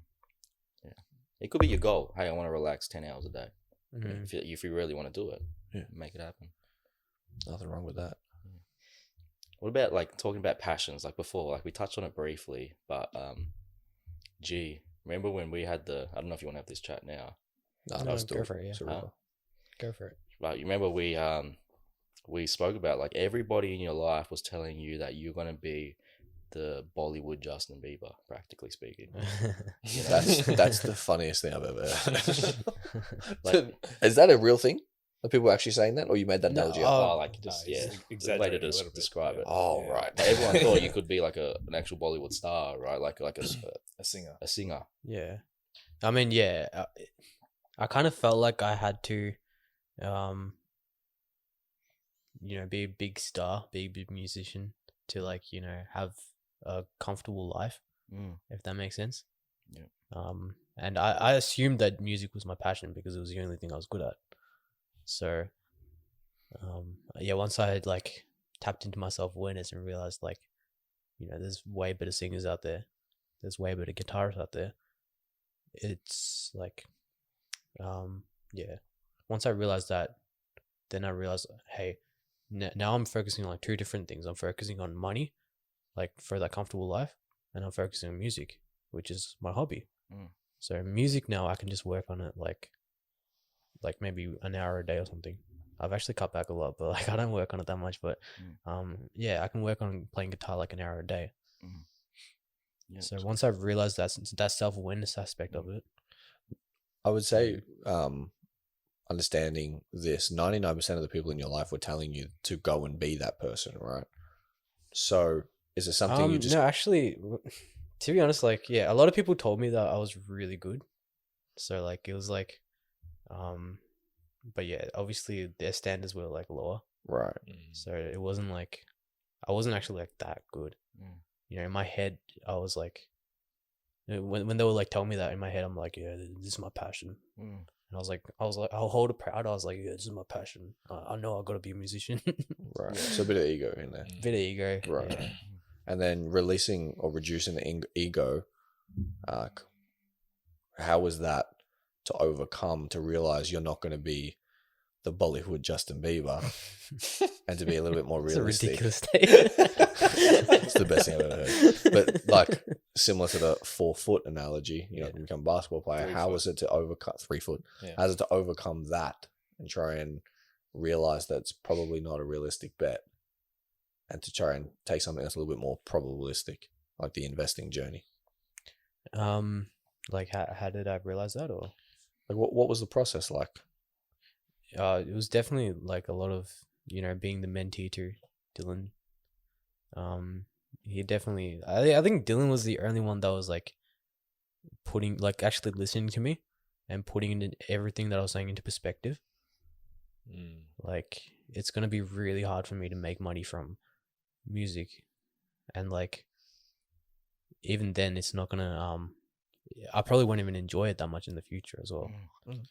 But also like to, Because it's like a job now. Yeah, by that time I'm making money, it's like a job then. Right. So where this would tie back into like passions, hobbies, essentially, like from just a conversation we've had previous, is like you're trying to gain back your time, Yeah. and then you'll spend If as I much want time to. as you Well, want. now it's like, because I think back then I was like more forcing myself to do it, Right. just so I can build that lifestyle. Right. So it actually did kind of wear me out with music. Like Okay. once I moved in and started focusing on investing more, the music kind of like I didn't really do much with music, because like I was so worn out from trying to, you know, make it like a big musician. Interesting, man. If that makes sense. So like your passion wasn't actually energizing you; it was No. draining you. Yeah, it was draining me. Right. So it was, looking back, it was more of a hobby than a passion. That's the right word to Yeah. say. Yeah. It's a hobby. It was Yeah, more it's of a a hobby. hobby. Yeah. So now with this comfortable lifestyle I have with investing, if I want to focus on music, I can. Yeah. But most of the time, I don't really. I do sometimes now, but like most of I the time, hear it's it in not your like. room, man. Like, Yeah. you're just like, you know, playing away, and Yeah. that would restore you now. Yeah. It definitely restores me now. Yeah. It like gets the creative juices flowing. Yeah. You know, feels good. Yeah. That idea, it comes from 2 people. The first, Naval Ravikant, and also Joe Rogan. What Naval talks about is he actually says one of the biggest mistakes he made in his life was to motivate people to start businesses, because he realized that they did not have the self-awareness, you know, that they could actually run that business. Yeah. So he led people down to financial ruin, you know, and he hurt people. Yeah. And then it comes on to Joe Rogan when he had that really tough conversation with Brendan Schwab. Yeah. And Brendan Schwab wanted to be the heavyweight champion of the world, and he thought he could knock out all these guys at top 1, top 2 and all of that, and he was top 10. But Joe Rogan was saying, man, there's a fucking big gap between top 10 and top 5. And there's a bigger gap from top 5 to top 1. To actually tell your friend who is top 10, that's hard to get as well, right? Dude, and Brendan Schaub is like putting so much time and effort. Yeah. To actually, like he dedicated his whole life to this one sport, and he's top 10, which is like an achievement in itself, to say, dude, you're still not there. And then for him to like pivot and then become even more successful shows like having the environment and the community. Like Joe Rogan's a good friend, man. Yeah. That's what good friends are supposed to do. They're supposed to say how it actually is. You know, it's so much easier to say, hey man, keep going at it, and you're going to be the best the best singer in the world and all of this stuff. You're going to be so famous, and you know, who is Jay-Z, you know, like you're going to be better than all of these guys. It's so easy to say that, but it's so selfish to say that, because, you know, like long term, you're going to, like, if I said that to you, I would feel so guilty. You know, I'm leading you down what I think is probably the wrong path. And we always preface it by saying, we don't know if this is the right answer, but do your own thinking. We're just chucking it out there as a suggestion. And that's what we're saying with everything about hardcore. We don't know the exact way. You know, we're just saying these are suggestions. This is what we're doing. This is how we're thinking differently. So just be aware of that. And I think in terms of like what I've learned from like I thought I wanted to be David Beckham when I was a young kid, and then as soon as we started training 3 days a week, I don't want to go to training. I don't have it in me to do that. Yeah. And then you see guys like, to be the best of the best. Well, what we're talking about is supply versus demand. What was the thing about NBA? Isn't it like 300 people on the field or something? 300 people in the main squads, something like that, or maybe less or something. NBA. Yeah, NBA. There's like 5 people on a court on a team, and then the entire roster. I couldn't tell you how many people, but it's not a lot. Yeah. So like, out of 350 million people in just America. Yeah. So let's exaggerate it then. Let's say there's 1,000 players, and there's not. Yeah. Like 1,000 players that are getting paid properly. Like the odds that you can actually get in that top 1,000 is really hard. Same as Hollywood. You hear all these actors, they become washed up actors that never even get a role their whole life. And they're good, by the way. Like they're fantastic actors, but they're still not good enough. Yeah. I think if it's when you're in those supply versus demand games, like those career paths, where the odds are just stacked against you, you have to be so special. Like, say like Cristiano Ronaldo, like he just has a completely different mindset. That these people, they're actually crazy in some regards. Like they just love it more than anything in the world. And in that regard, I feel like from a young age is already not a question. Like they're already in the right channels. They're already playing. They've already got the results. Yeah. They've already been picked up by recruiters. If you're like let's say for AFL specifically, if you're an older player, like the chances of you actually getting drafted, like you go in to get drafted at the age of like 14, 15. Like you go straight through the ranks from like playing local, then you start playing into like some rep games, and then you start playing just continuously progress. And it's like a very obvious path straight through there, right? You can see who the best, who the best is. They're already the best. Everyone knows their name. A lot of people are just not that. They're just kind of filling the gaps so that these other people can shine. Don't be that person. Yeah. But how do you feel now, G? Like, we had the idea, like, man, hey, if you go down the knowledge route, investing route, working hard route, and you combine those 3 together, then you can have a life of abundance. You can then buy back your time, and then you'll be able to actually have so much more time, with your passions and hobbies of music and all of that. You might actually even become a better than that first scenario if you just solely focused on it. Yeah. Because imagine at the beginning, like every time you wanted to do like an album, or a song or whatever, like it was costing you money. Yeah. Like you were losing money. So much money, yeah. Like imagine. Really? When I had to go to a producer as well to get it made. Yeah. Yeah. It was costing me money. That shit like wasn't how cheap much as well. was it costing? Like it was thousands of dollars, right? How much have you spent on all of that? Yeah. So to make a song, it was like, so the guy that I went to was pretty good. But like even to make a song with him, it would cost me like $500-$600 for like one song.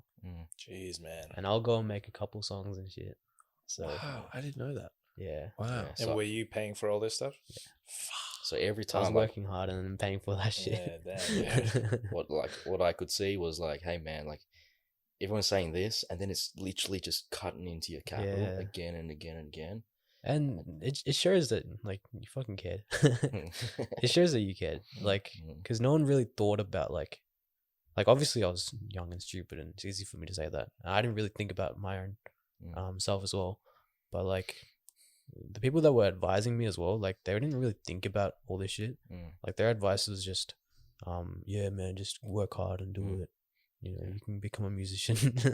That's what I think as well. It's like no one actually like broke it down like you did. And like how many hours do they dedicate into thinking for you?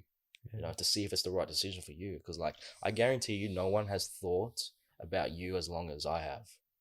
Like especially friends. Maybe parents have. But friends, like I've probably thought on your behalf hundreds of hours trying to figure out like what to do. But now, like, how does the path seem now? Like, do you feel like you're on the right path? Better, bro. Better. So much better. I'm so fucking happy, man. Honestly. Wouldn't change it. You can still become the Bollywood Justin Bieber. Well, that's the thing. Like, I know I can still do it, Yeah. but like now that it's not like I have to do it, it doesn't feel like I really like. I want to still do it, but like just as a hobby. Yeah. If that makes sense. Yeah. Like just on the side. And the crazy And thing, if I want to drop an album, I can. Like I have the capital too. Yeah. So remember when I was selling it to you, I was like, mate, hey man, like you're gonna be able to achieve this stuff if you work hard. Yeah. This financial freedom stuff in like 3 to 5 years, literally. Yeah. In 3 to 5 years, how old will you be? And not only that, like you in 3 to 5 years, you have all the time. You're still really, really young, but then you actually might have a better mindset, which will actually make you more successful in the music. mm-hmm. You actually get that Cristiano Ronaldo like type of hard-working mindset. Yeah. Yeah. So that's what this journey does. Yeah. So get the capital, and like now I'm able to study it more, like study music more properly. Yeah. Like before I wasn't able to study it. It was just constant do. Now I can study it, study the art, and like make an album that like really resonates with me if I want to. So That's dope, man. yeah. Talking about that, like there's certain people in your life that were giving you that wrong advice, and we use the analogy of like vampires, right? Yeah. You know, they're the people that They suck the life out of you. They suck. a good way of thinking about it. A good way of thinking about it is like they just want the conversation to finish. They don't want to be there like advising you the whole time. So they're just to tell you whatever to stop the conversation. These are the vampires that we're talking about. Yeah.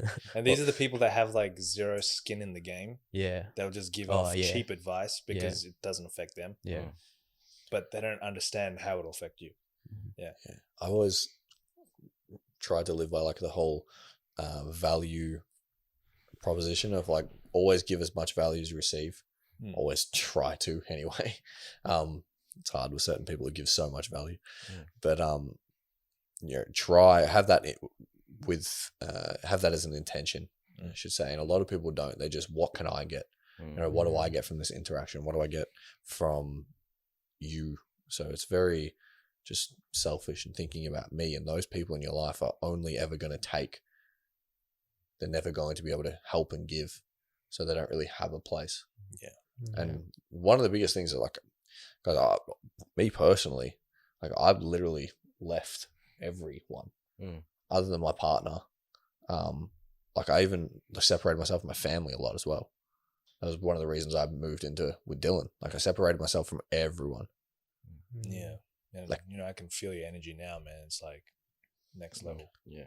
It's like some pure insane shit. Pure love, boys, now. Yeah. Like, and I have love for all the people I left. I have love for all of them. Every single one of them. That's the thing. Like we don't say, oh, just cut off these vampires because they're piece of shit. Yeah. Their intentions might be good. Yeah. But it's not going to be beneficial to your life. Like if you have this certain goal of who you want to be, man, you got to cut off some people. And like I was listening to this speech by Kobe Bryant where he was talking about like how hard he was working in the gym, and then the guy was asking him, oh, but doesn't that affect your, like, how does your social relationships, like they're affected, right? And he's like, yeah, but the people that truly care about me will understand that. Yeah, that's facts. a good one. Right? They'll understand that yeah, there is some lost time, but this is what I got to do. Yeah, exactly. That's the thing. Yeah. Like going into this, right, there is, you could know, I couldn't foresee what the hell was going to happen, but I knew it was something I had to go and pursue, or else I regret it. So, especially like back in the friends when they're school and stuff, like I tried to explain. It's my fault personally because I was unable to articulate what on earth was going on, so I couldn't actually help change their mindset at that time. But the best thing I had to do was separate, so I can build myself up to this savage and then go back and help if possible. Yeah. So I'm the exact same as well. Like I had to distance myself from family, few friends, because like I just wasn't growing. And then I was telling Dylan today, like yesterday I went back home to see my folks, and like I go back and it just pumps me up with so much energy because I can just see who I need to help. Right? It's like, oh shit, I'm doing this for them as well. And I know the answers now. Yeah, of I know like the how answers to. now. Yeah. So like I see like, oh shit, these people are so far below in terms of like where like knowledge and all that kind of stuff. I'm like, I got to work really hard. Yeah. Or else I'm not doing my part. That's the beautiful thing. Like you've worked that out for yourself in your own life, that now you're able to give it to someone else. Like you're able to help someone else with it. That's a beautiful thing. It's one of the things that people talk about a lot, of like cutting off the bad people. You know, you're the average of the 5 people you hang around with the most, but no one goes deep and emotional. Like, it's fucking hard, man. Dude, this shit, it sucks. Because especially in the beginning, all you want to do is go out with them. You always want to do is like reconnect with them. Like, how are you? What's going on? You want to, like, we are so predisposed to want to understand all the bullshit that happens in the social circles. We want to know what's going on all the time.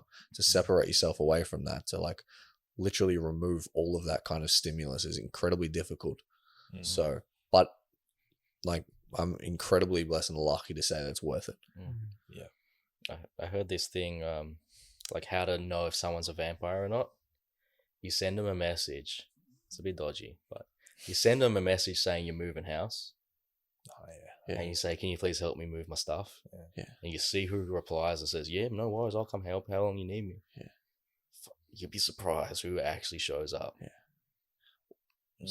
What another message one is like, stop messaging people. And see who message you first. You'd be fucking shocked. No one does. But like, you guys got anything else on that? Because I can, like, I've got a thing how to tie it into unnecessary decisions. Go ahead. Like, to remove like unnecessary decisions. You know, removing kind of the friends in your life helped me remove a lot of decisions of whether I was going to waste my time going out and stuff like that. So I come from like the normal bogan Australian background where pubs are like your second home. It removed the decision of whether or not I'm going to have to go to the pub because I didn't have anyone to go with. I'm not going to go there by myself. I'm not that absurd. But being able to kind of separate myself from that immediate environment and put myself in this environment was like a big catalyst for no longer wasting mind capacity and willpower as well on, I don't want to go there, but all right, I will. You know, so maybe you guys have other examples of like removing unnecessary decisions that can help give you energy and pump you up more. You guys got anything? I think say something like what was really, sounds silly, but for me, I remember people used to always just pay for bills like manually every single time instead of just having a direct debit from, just take it from your account. Like, they're going to take the money from you no matter what, you know? And like, do you have to really double check if it's the right amount that they're taking and then pay it? And then how do you even know if it's the right amount or not? Like, are you tracking like how much gas is taken out of your house every day? Like, you know, used. Imagine like calling and complaining for like 5 cents or something. It's not worth your time. People do the same thing with like banks and interest rates and shit like that. They're gonna go put themselves in like a high interest rate bank account where it's like instead of 1.2%, it's 1.8%. You're like, makes no difference, boys. 0.6%, boys. How about actually like stop spending time on that and actually work out how to make more money, make a better ROI. Have you heard of Patil? I think again, like touching on Steve Jobs, you know, removing unnecessary decisions like wearing the same thing every day. Like I pretty much only have black clothes. It just takes a lot of like the decision making out of it, just because, you know, like simple. And you just want to automate like as much as possible. So like something, say as an example with this podcast setup, we decided to go like the higher end stuff because then we realized that will result in less editing. Less editing results in more time. And then it's going to pay itself back anyway. So it's like, it's always good to invest the money to get the good quality stuff. And then you gain back time in the long run. A little example of that is like, instead of going to a sale and buying like a bunch of shirts that you won't use, just invest the money and get a good shirt. That will last longer. Yeah. As that you will wear all the time. Like, especially with like in brown households, like we only buy shit on sales because, you know, that's just like the mentality that they're growing up, like we grew up with, right? So like that affected me for so long, and like that made me very cheap, but it wasn't smart because like the quality is shit. Yeah. It makes you feel like shit. Mm. Versus you pay a little bit more. And like my mom, like if I told her, oh, I bought jeans for like $70 or like $50, right? She'd be like, that's too expensive. Yeah, I know. But they're good quality. Yeah. Yeah. Now you're rocking $250 polos.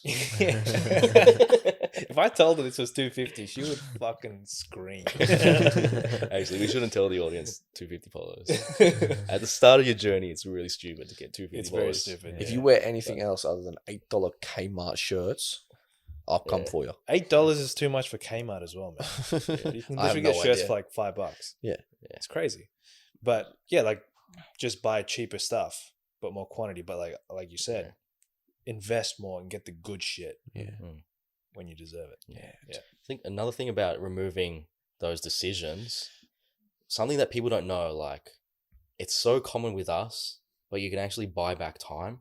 A lot of people don't know that time is something you can buy, because everybody says that, you can't buy time. You're limited to, like, if you're lucky, you live for 100 years, which is correct.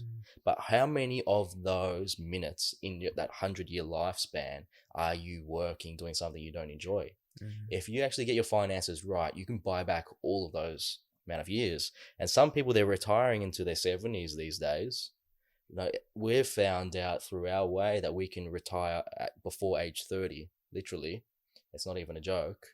And we believe if you get your stuff done right, you can retire very comfortably within 10 years. So you can actually say, if you're retiring at 30, you literally saved 40 years worth of time. Yeah. And like, you can get back all of that time. And now how rich people think, how wealthy people think is, hey, like Bill Gates, he never does anything other than what he is best at doing, which is using his brain to do stuff. Like he's not going to go and do the shopping anymore. No. He's got assistants that do that stuff. He's got chefs that cook for him. Like imagine how many amount of time that we spend on cooking it every day. The average person might spend anywhere between 30 and an hour cooking, or like driving. If you're driving, you're not actually productive in the car. You're wasting time. Like Bill Gates, I bet you he's not driving his car unless he really feels like it gives him energy. Yeah, that's a good point. He's gonna have someone else. Like for me, I always go Uber everywhere because I'm lucky to be in the position that I can afford that and it's not killing me. But I like it because I can get like all this work done. Send messages to people, all of that type of stuff, send emails off and all of that. So like be productive with your time, get rid of all of these things that you don't really need to do. And money it's a great investment to buy it. I see rich people these days still doing all of their gardening and all of that, and they complain about it and they don't enjoy it and they waste a whole weekend doing it. Why not pay someone to do it and then get something that's actually better quality, like a way better manicured garden, and then you can enjoy it. You did no work, just gave the money away. Like it's a good investment. Money is nothing. Like just use it, get rid of it. If you've got an abundance of it. That's a good point because like you said, Bill Gates would probably never drive a car unless it gave him energy. I say with Steve Jobs, he doesn't care he just wears the same thing over and over again, but it gives him energy to do his own garden. So like he won't get anyone else to grow his own vegetables. He'll grow it himself. Like that gives him energy. So there's like differences there. Yeah. So you got to do what gives you energy. Yeah. And let's just clarify again with the polo. Yeah. What we're doing now is we're at a different stage in life where we need to look a certain way. We're in the sales field and it's proven. Like I can see, like if I wear like my tracksuit pants and my tracksuit top, then it's really hard to get the sale. And it's really important that we do get the sale because we're helping other people. We can literally change their life with what we offer. So we actually wear this stuff for us to feel good. So we're high energy, but then it's also adding value to the client because then they'll actually say yes. Then we can actually help them. Because if they say no, and like it changes perception. Like even in family members, it's like unconditional love. You put on a polo, like a really nice fitting polo, they will treat you different. Like your mum will actually treat you different. For sure. Like even like when you wear a suit, you feel different, right? Mm-hmm. When you wear a suit, you just feel suave. You feel like you're professional. You're damn right, boy. Versus when you wear this, like you feel more relaxed. You feel like more street vibe. You know. I saw a nice video on Instagram the other day, and it comes to first impressions, but like when you're walking on the street and like, you know, people don't know you, the first impression they see of you, if you're wearing like a old t-shirt, like ripped t-shirt, the first impression of you is going to be like, oh, you know, that guy's probably like homeless or something. And then another thing he was saying is like, oh, like people used to complain, like being like, oh, but Mark Zuckerberg and Bill Gates, like they wear like, you know, like cheap shit. They don't care how they look. But like everyone knows Mark Zuckerberg and Bill Gates. Everyone already knows who they are. But like no one knows us. Even if you look at even if you look at them, right? Like they'll wear like normal shirts. Yeah. Guarantee you the shirts they're probably like cost really like expensive. $300. It is. Zuck's is $400 shirt. Yeah. So it's like they still wear expensive clothes, but just like what their expense is so small compared to their net worth. I like it too. Yeah, I like it. It's simple, man. Yeah. Gives me energy. Yeah. Like wearing a nice polo. I love it, man. Like you boys know, I like. It's not a secret to anyone. I like the finer things in life. Yeah. I like my nice scotch. I like a nice shirt. I like nice views. I like places. That's what I like. Yeah. It's a passion of mine. So. Yeah, honestly, like I prefer wearing like shitty clothes and like just chilling out. But like, you know, it's that first impression that matters. Yeah, for sure, man. Yeah, and especially like I was saying, if people don't know you. And back to Dylan's point, like a massive metric that we pride ourselves on is helping and changing as many lives as possible. Right, so it's incredibly imperative. Yeah, so if it's like if it's going to cost me $200 to get a polo for you to invest, it's a good investment. And we're in the position now where we actually have the knowledge to be able to help give back, right? So like the people, our audience at the moment, you guys are in the part of your journey where you need to gain the knowledge and gain the money, right?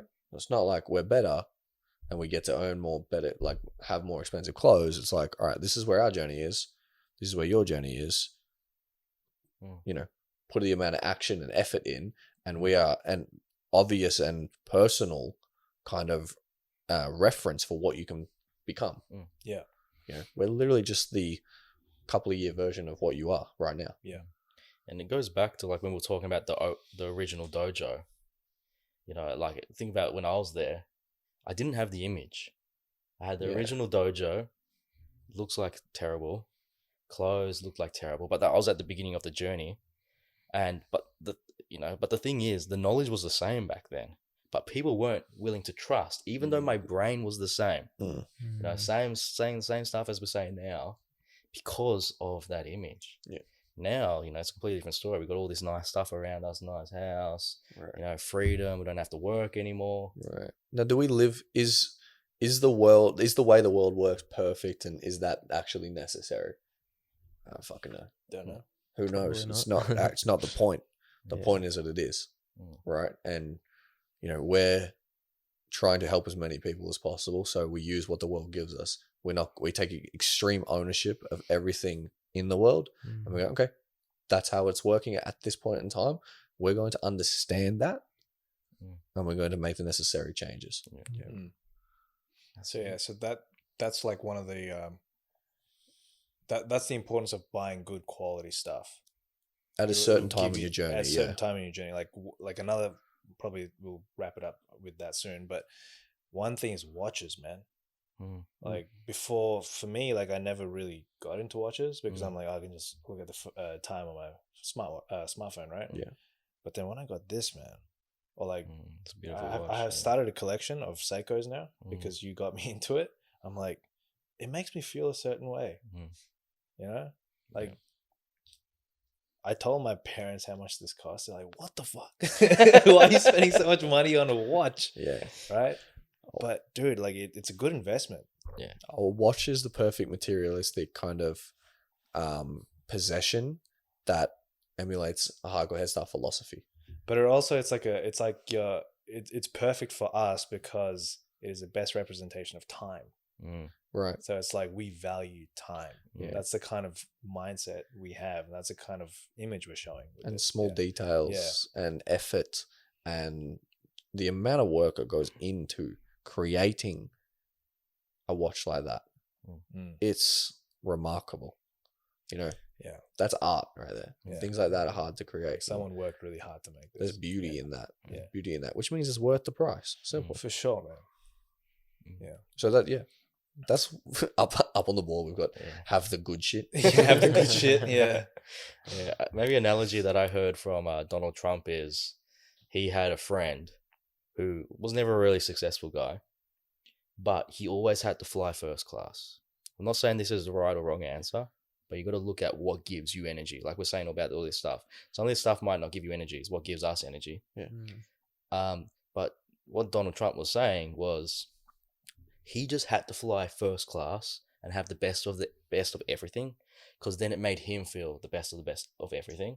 Yeah. And then he executed, and then later he became a very successful multi-millionaire. You know, he needed that thing. That thing made him feel special. You know, even there's something like about having a driver as well for me. Like going on in an Uber, like, oh, I don't actually have to do the work. Someone is doing it. You know, I made this. Could be $100, and they respect that $100, you know, to be able to drive me, and I don't respect that $100 to drive myself. It makes me feel special. Yeah, it's not a limousine or anything, but something as subtle as that. Yeah, totally. So yeah, and it's just like we're surrounded by expensive stuff now as well. Like, you know, we've got some pretty good cameras, some crazy computers, the rigs, and all big that. old G's rig. It's a $10,000 computer.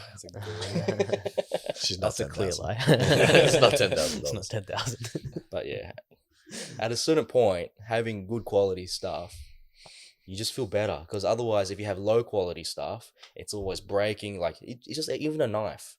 Like having a solid $100 knife, and you never have to sharpen that thing. You gain all your time back, and it just cuts effortlessly. And there's like, it's artwork because they've carved it down, and you know, it's all of that, the effort, and like we're talking about with the watch.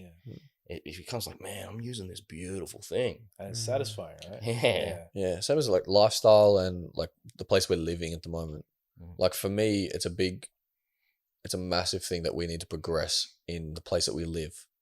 Every couple of years. Especially as, you know, our net worth and our intelligence grows, like we have to progress the place we're living, because it's such a representation of us. And it's like, man, having your own ensuite, having your own feel, having your own thing, like it's maybe a luxury for a lot of people, but thankfully the position we're in allows that.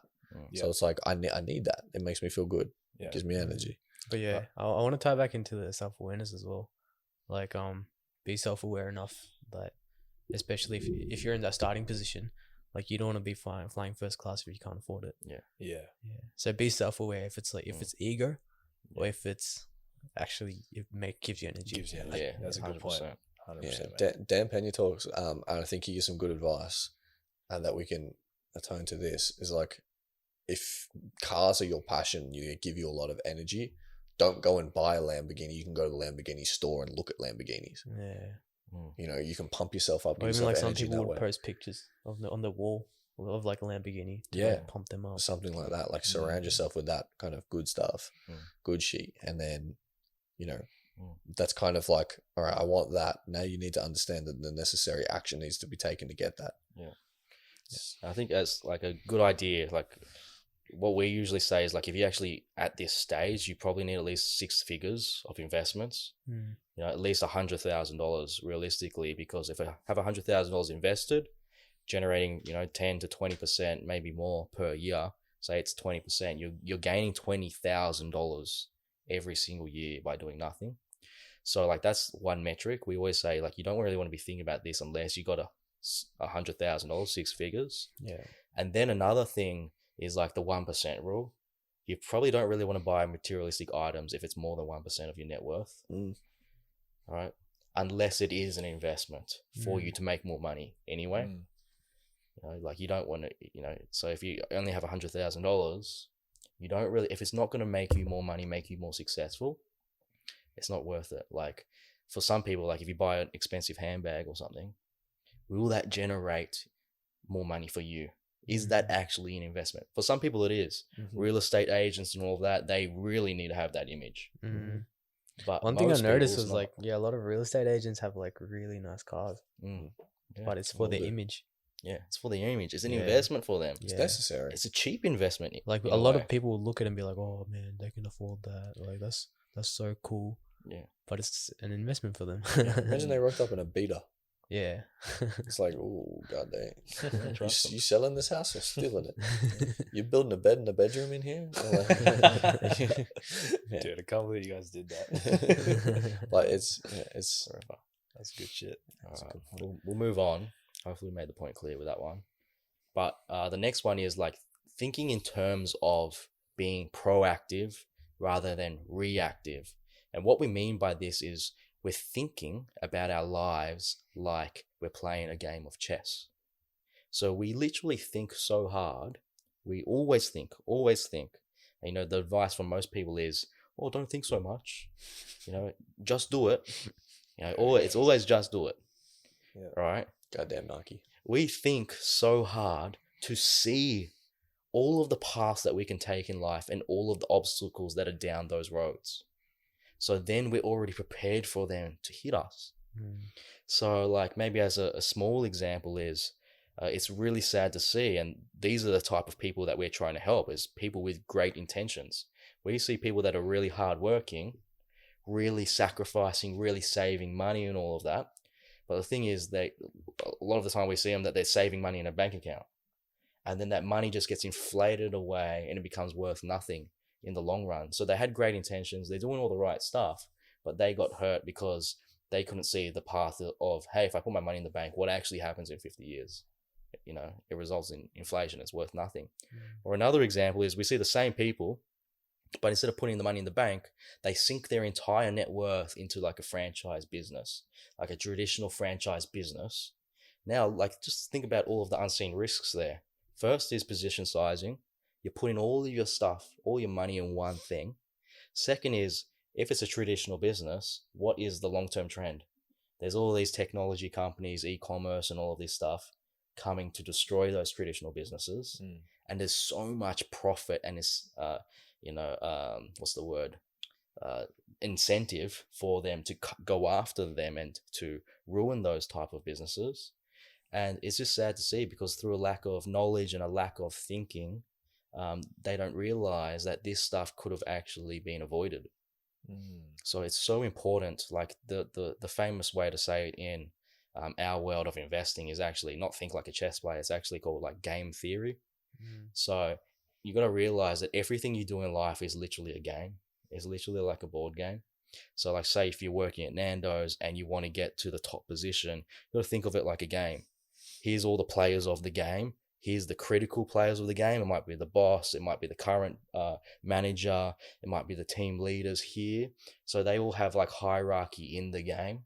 Now, what moves can I make so I then become, the top person, or I win your game? And like you get to define what your end result is. If you want this position, if you want to be promoted over here or whatever. So you got to identify the game, see the players of the game, and then think so much about the chess moves that you can now make. I think you nailed that, man. I don't think not much else we can say. That's a clip, bro.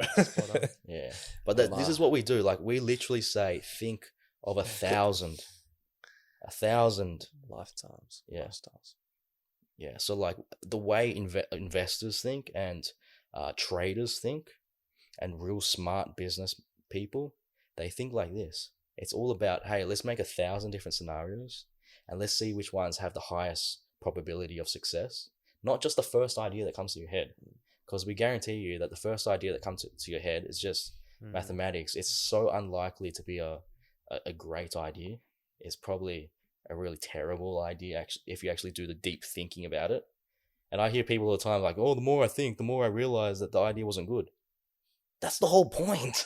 You want to find out before you put money in. You want to find out. Yeah.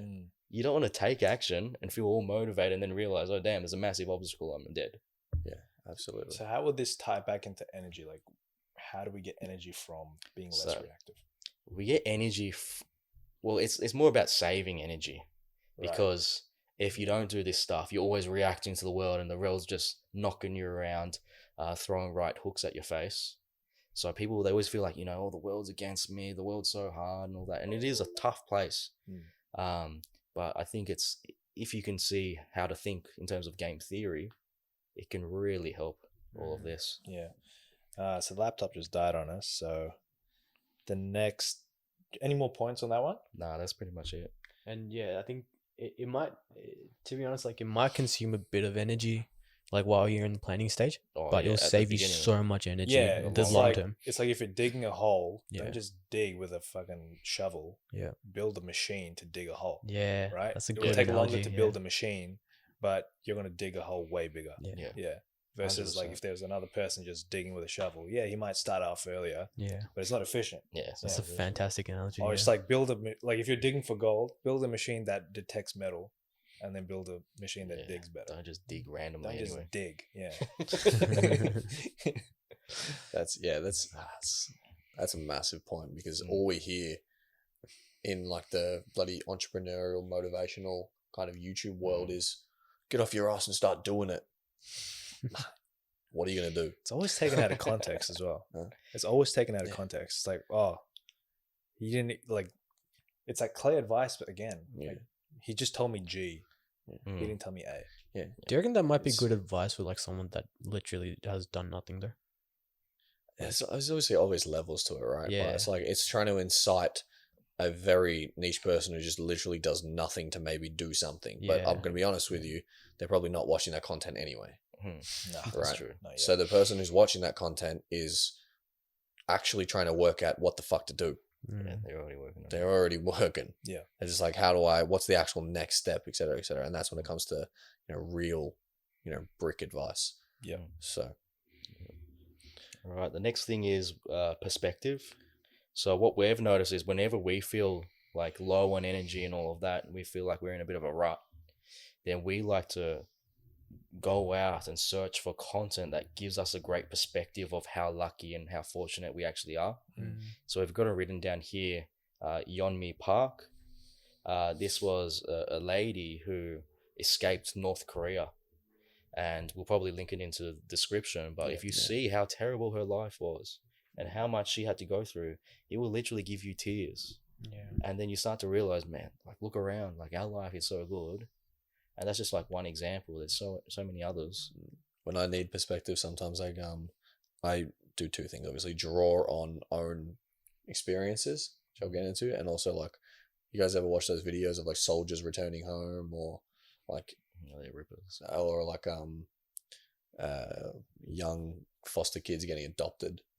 Like, oh, that hits me right in the feels, and I'm like, I haven't had to actually deal with anything like that in my entire life. I don't actually understand the emotion that's going through these people right now.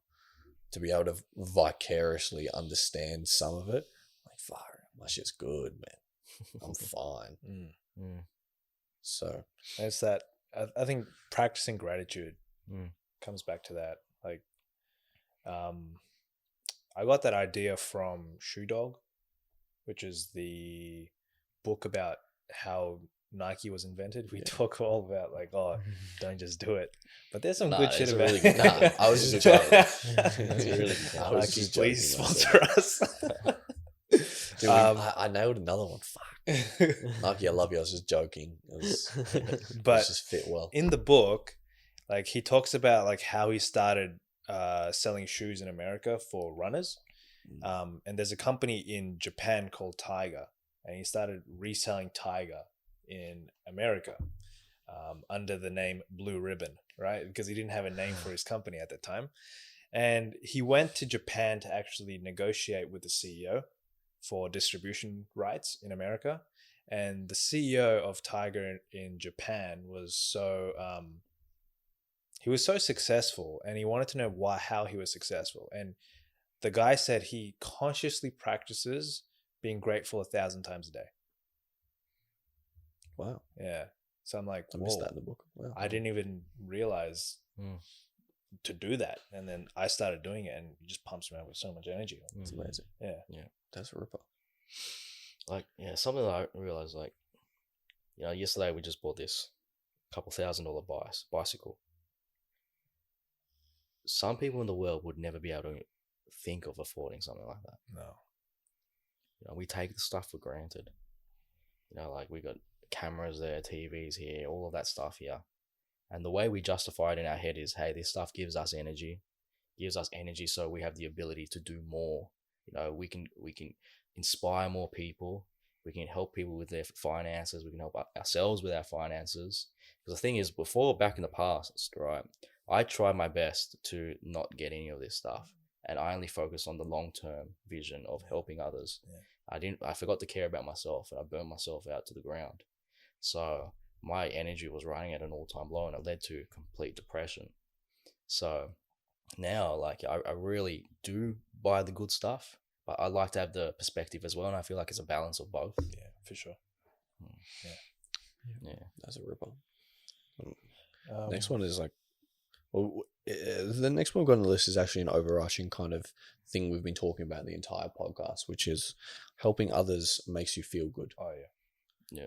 Like, this is probably the third time I'm going to say it, and like on this podcast alone, like that is one of the major metrics of Hardcore Headstart. And when we say helping others, I want to be very clear when we say actually changing lives. Like, we have a very strict and high standard here in the house. Is like when we run our free consultations and try and help people understand how we got in the positions we did with other people. If we get them invested with like $100 or the minimum, it's not good enough. Yeah, it's not life changing. Not for them, but for us. Yeah, like we understand that that's not going to help change the position and your future. Right. So we have a minimum of $10,000 per person, not at once, but eventually. That's what we want to get you guys to minimum. Like, that's for us. That's where our standard is at. We have not helped change your life until we have you at a certain age at $10,000 invested minimum. Because we know past that stage, dependent on math, you're most likely going to be okay. All right. So like, I really, really want to be clear is like, we have such high standards on helping people in the most way possible.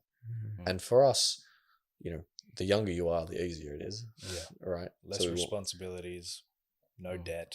Compound interest. Yeah. So like we like getting them in as young as possible because we can help them as much as possible. But I personally have a story where, my partner and I, one of our best friends is like 50, and we've just like their financial advisor did not, like they had like heaps of cash on the side, literally for 5 years, just left it in the bank, told them not to do anything with it. And now, like, I can see their results, and I know that within the next couple of years, they're done. Like, they're retired. They're completely fine. And like, I've got a card up on their fridge from them. Every single day I see that, I'm like, this is exactly what we're doing it for.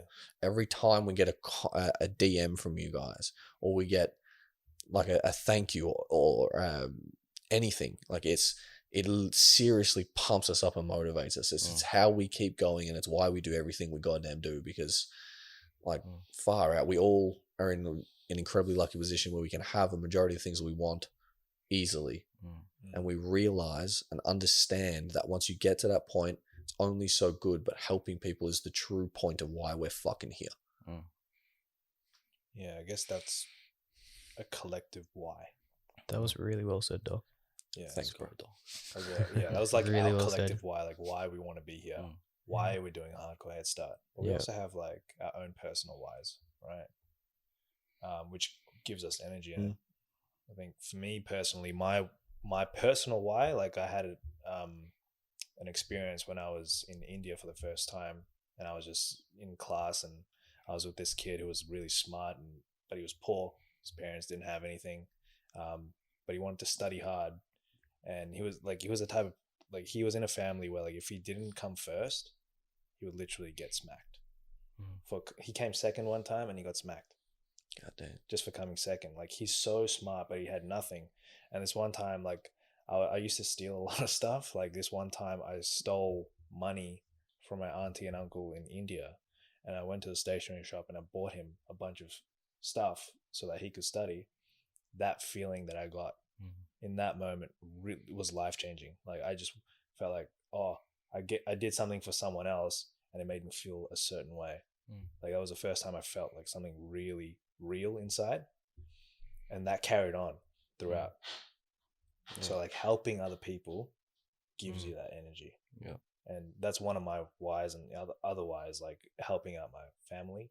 It was like if it wasn't for them, I wouldn't be in this situation now. I think that's all of ours, right? Like we want to help our immediate family first, but then we have like our own whys that impacted us in different ways. Absolutely. What about you, G? Yeah, I think like one thing that did help me a lot was I've said this at the start, but like when I was living at home, helping my parents out, like because obviously they were providing me with so much value, like giving me shelter, feeding me, you know. So one perspective shift I did was like trying to help them as much as I could, and yeah, that felt really good. And now with the eToro, like it feels nice when people are like, or even with the podcast, it feels nice when people message me and they really appreciate it. Like people are getting to the point where it's like, why are you helping me so much? Why are you providing me with so much value? Like, what are you getting? Like, I get that energy. Yeah. Like, it makes me feel good. It's good, literally supply versus demand. There's not a lot of people in the world who are in our, not just our positions, but just people in the world who we just want to help. Like it's so weird because it just doesn't exist. And it's like we all personally in our consults, we face a lot of like, well, what are you getting out of this? Like G was saying, and it's because of that simple fact is like we get energy and joy and like fulfillment from helping people. Think about it, like that's their first reaction. What are you getting out of it? It means they would have been burnt so many times before from bad experiences. Like it's kind of sad if you think about it. Brutal. We got to fix it. So yep. What about you? Your whys? My long-term why is always just hardcore Headstart to help everybody achieve financial freedom, so then they can gain back their time. With that time, they can do the hard, deep work of understanding that they're so fortunate to be in Australia, and that they have to really donate and help others in need in other countries in the world where they're suffering. But as a story, I remember like the best thing that I felt like, man, that was just like, I know who I am because I did this, was like, I was in Bali one night, and it ties into helping others, but I was in Bali one night, just finished dinner, and I was ages away from like the main tourist areas. And I see this lady like wobbling on a scooter coming directly at me on the footpath. What is this? What's happening with this? And I just go to ignore it because I think it's like someone that's drunk or something like that. So I just tend to like just look at my phone and just not pay attention. But I hear screaming, and I keep on hearing. I just ignore it. I keep ignoring it, and then she gets closer and closer to me, and she's actually crying. She's crying, and then I ask her like, "Wait, what's going on?" And she's actually an Australian, right? Australian on her first holiday to Bali. It's a lady in her 40s, right? And she just starts crying. She's like, "Hey, I'm actually lost." And this was on the main one of the main roads, Sunset Road. It's like a highway, and it's really scary. And because there's no traffic rules, you're dodging in between all of the traffic and all of that. And if it's your first time on a scooter, which it was her first time, I found out, it's absolutely terrifying. Like for me, even with a lot of experience, I'm still scared to go on that road. And she just comes out bawling out crying. She's like, "I've gotten lost. I've come here on a holiday with my husband and our children. I wanted to have some fun by going into Bali, and I just wanted to feel alive. So I decided to get a scooter. And I convinced my husband to let me please explore for just one day." And I looked at her because I could feel the pain in her face, that she was literally, it's all about, what we're saying about hardcore. She's suffering in Australia with in terms of mental health. She just feels like she's not alive. So she had to do this. And as a result, because she couldn't think clearly, she's got herself in this position. I'm like, "Oh, no worries. I'll help you get back. Where's your hotel?" And she told me the name. And she's like, "Oh, the Marriott." I'm like, "You know how many Marriotts there are?" "Which one?" She's like, "Oh, it's near a big shopping center." And I'm like, you're so lucky to meet me because I know every street in Bali. I know everywhere. And it was like the main one, like on Kuta Beach. And I then get my phone. Her phone's ran out of battery. She doesn't even have a SIM card as well. Oh no. So I'm like the perfect person to help. Literally. How is that possible? I know. And so I'm like, here, I'm going to book you an Uber right now. Jump in this car. I'm going to drive your bike and follow behind, and we're going to take you all the way to your hotel. Right? So she's in this car now. I hop on her. I leave my bike there and I lock it. Right? So I leave everything that I'm doing just for her. And I start, driving by and we're going real slow right behind the thing. I'm just making sure because she's scared I'm going to steal her scooter as well. And which is a definite possibility. Yeah. And I can see her scooter was so bad. It's one of the scams where they're like, oh yeah, I got your scooter for you. It's going to be cheap and all this. And they just rip you off with the worst scooter. It's like almost, it's not even safe. It's not roadworthy in any way. And I'm scared riding this scooter right behind her. And then I notice, dude, there's no petrol. So, and I'm like, please, man, make it back. Because it's like a 40-minute trip back. Right? And I'm just, please, and we're stuck in the traffic, please. I'm trying to tell her, like, hey, look at me. And I'm behind her, like, hey, look at me. There's no petrol. And then when I was saying that, she got a little bit scared, intimidated. Like, I was trying to, like, do something. So she couldn't trust me because she didn't really know who I was. I was trying to explain, hey, there's no petrol. Please wind down your window so I can tell you there's no petrol. But she was really scared. Right. And then I just kept on praying, like, hey, please make it all the way back. And then we got probably like 90% of the way, and I can feel it's running out of petrol. So I'm like pushing with my legs and revving it just a tiny bit. And then all of the Balinese, right, they're nice people, but what do I look like? I look like a drunk Australian. Like, and I'm just like, like I'm like, who's pushing on their legs and doing this at the same time? I look like an idiot. So everybody's like calling out to me, and it turns into a thing. Like everyone's like, hey man, what are you doing on the road? That's not how you drive a bike, and you should get off, you're drunk and all of this. I'm trying to say, no, it's not how it looks. All good, yeah. Just but then it literally ran out like 300 meters away, and then I decided just to push it all the way back.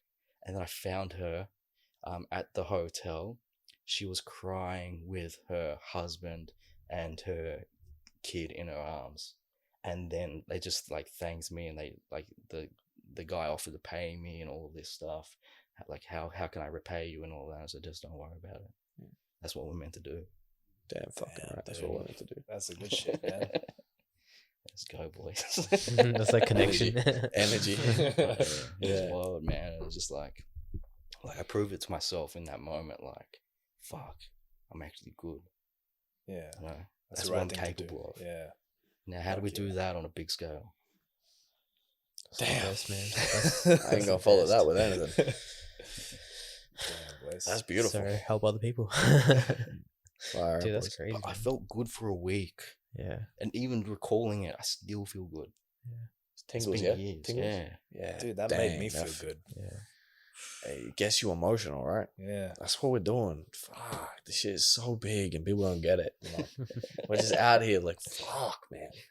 Like, the thing, like, I have so many people, like, in the, like, that watch my stories and watch my stuff and stuff like that. I know I can help. Similar to that, like, just with finances and education in general. Like, I'm sitting here like, please DM me. Yeah. Please DM me. I don't want anything from you. I don't need anything. I'm good. All I need is the opportunity for me to be able to help you. That's it. That's all. That's what I get from this. I love it. I'm addicted to it. And it's such a beautiful story, man. Yeah, that's insane.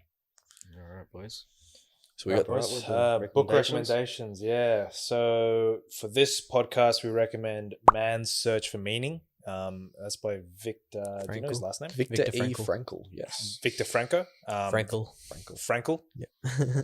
It'll be on the screen now, and link will be in the description. Yeah. We also recommend a movie called Life is Beautiful. That was like a World War II movie where I won't ruin it, but go check it out. It's an Italian movie. That had a lot of impact on all of us here. It gave us a good perspective on life and how you should behave in tough situations and how you should see the bright side of life. So we recommend that and the book. Director is Roberto Benigni. Yeah, Just as context. Italian. Yeah, full Italian. It's one of the best movies of all time. Yeah. And that book is one of the best books of all time as well. Yeah. They're both. Go, I think with both of them, especially the book, go really, really slow. Yeah. Go really, really, do the work. Really, really take your time and understand the impact that it's going to have. Yep. So don't rush the books. Like, we want you guys to retain as much information as you possibly can. Go slow. Yeah. You're not racing anyone, right? And don't cheat yourself. So you're gonna have to do it personally. You're gonna have to do it all again if you don't do it right the first time. Yeah. Let me tell you that. So yeah. I think that's it, boys. That's for this week. Next podcast, Hanging with Hardcore episode number 7 is going to be an exciting one. We have a special guest coming on, so stay tuned for that. Until then, hit the like button, subscribe if you haven't, hit the notification bell as well for the YouTube algorithm, and comment down below what you guys thought of the podcast. And if it resonates with you, please share with your friends, family, loved ones, anyone that you think can benefit from what we have to provide. And we hope you guys enjoyed this podcast. Let's back it up. Back it up. Back her up, sons. Back it up.